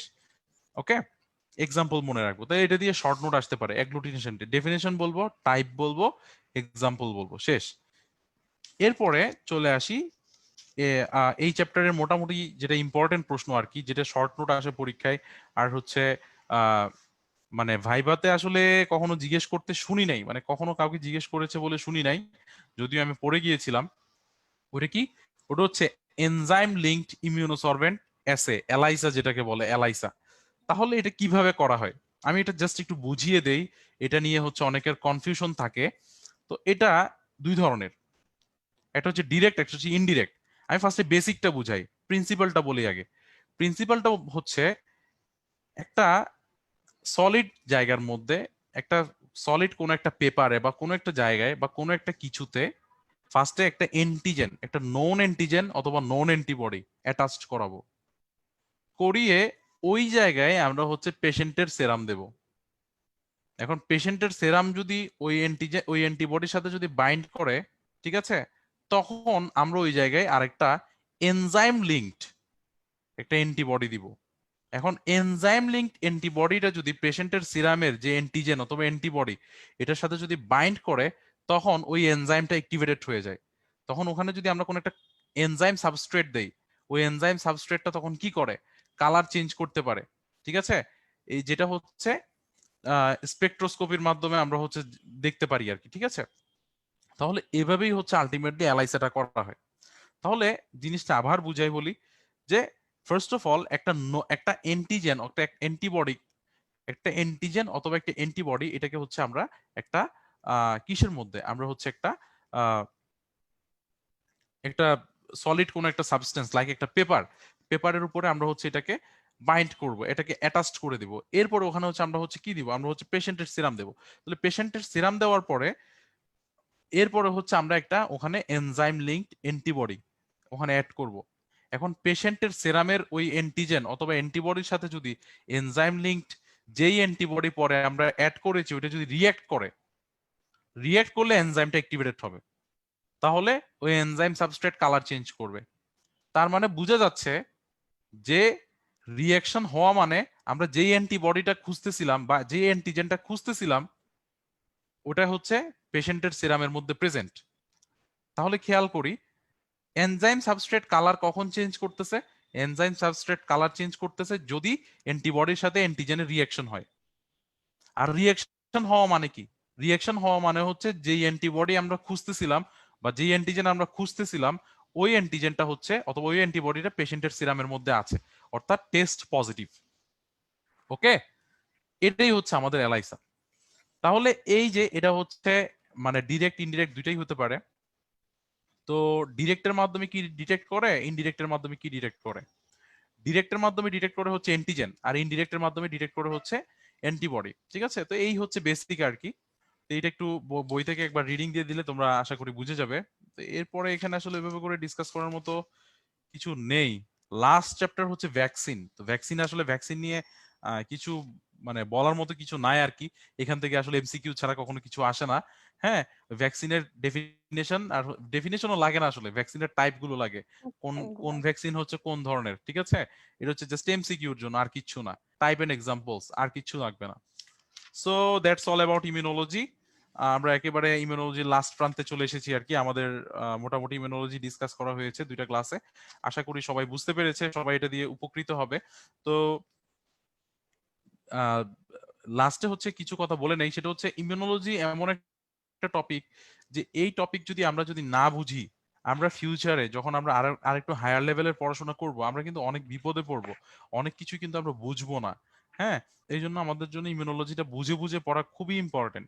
আর হচ্ছে ইমিউনোলজি কখনো মুখস্থ করে গিয়ে ভাইভাতে অ্যান্সার করা যাবে না, পরীক্ষার হলে কখনোই। যদি বইয়ের মতো করে জিজ্ঞেস করে তাহলে হয়তো তোতা পাখির মতো মুখস্থ অ্যান্সার দিয়ে দিলাম, কিন্তু স্যার যদি একটু সিনারিওটা যদি ঘুরিয়ে দেন বা একটু যদি চেঞ্জ করে দেন বা কোয়েশ্চেনটা তাহলে আর একটু অ্যান্সার ঘুরিয়ে দেওয়া করেন, যায় না। তাহলে আর আনসার মুখ থেকে বের হবে না। এই জন্য আমরা অবশ্যই বুঝে বুঝে পুরো ইমিউনোলজিটা পড়বো আর কি।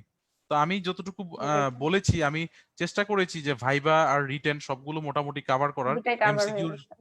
হ্যাঁ, তো আশা করি সবাই উপকৃত হবে। তো সবাইকে ধন্যবাদ আর কি আমার হুম, কথাগুলো শোনার জন্য। ভাইয়া একটা কোশ্চেন ছিল হচ্ছে কমেন্টে।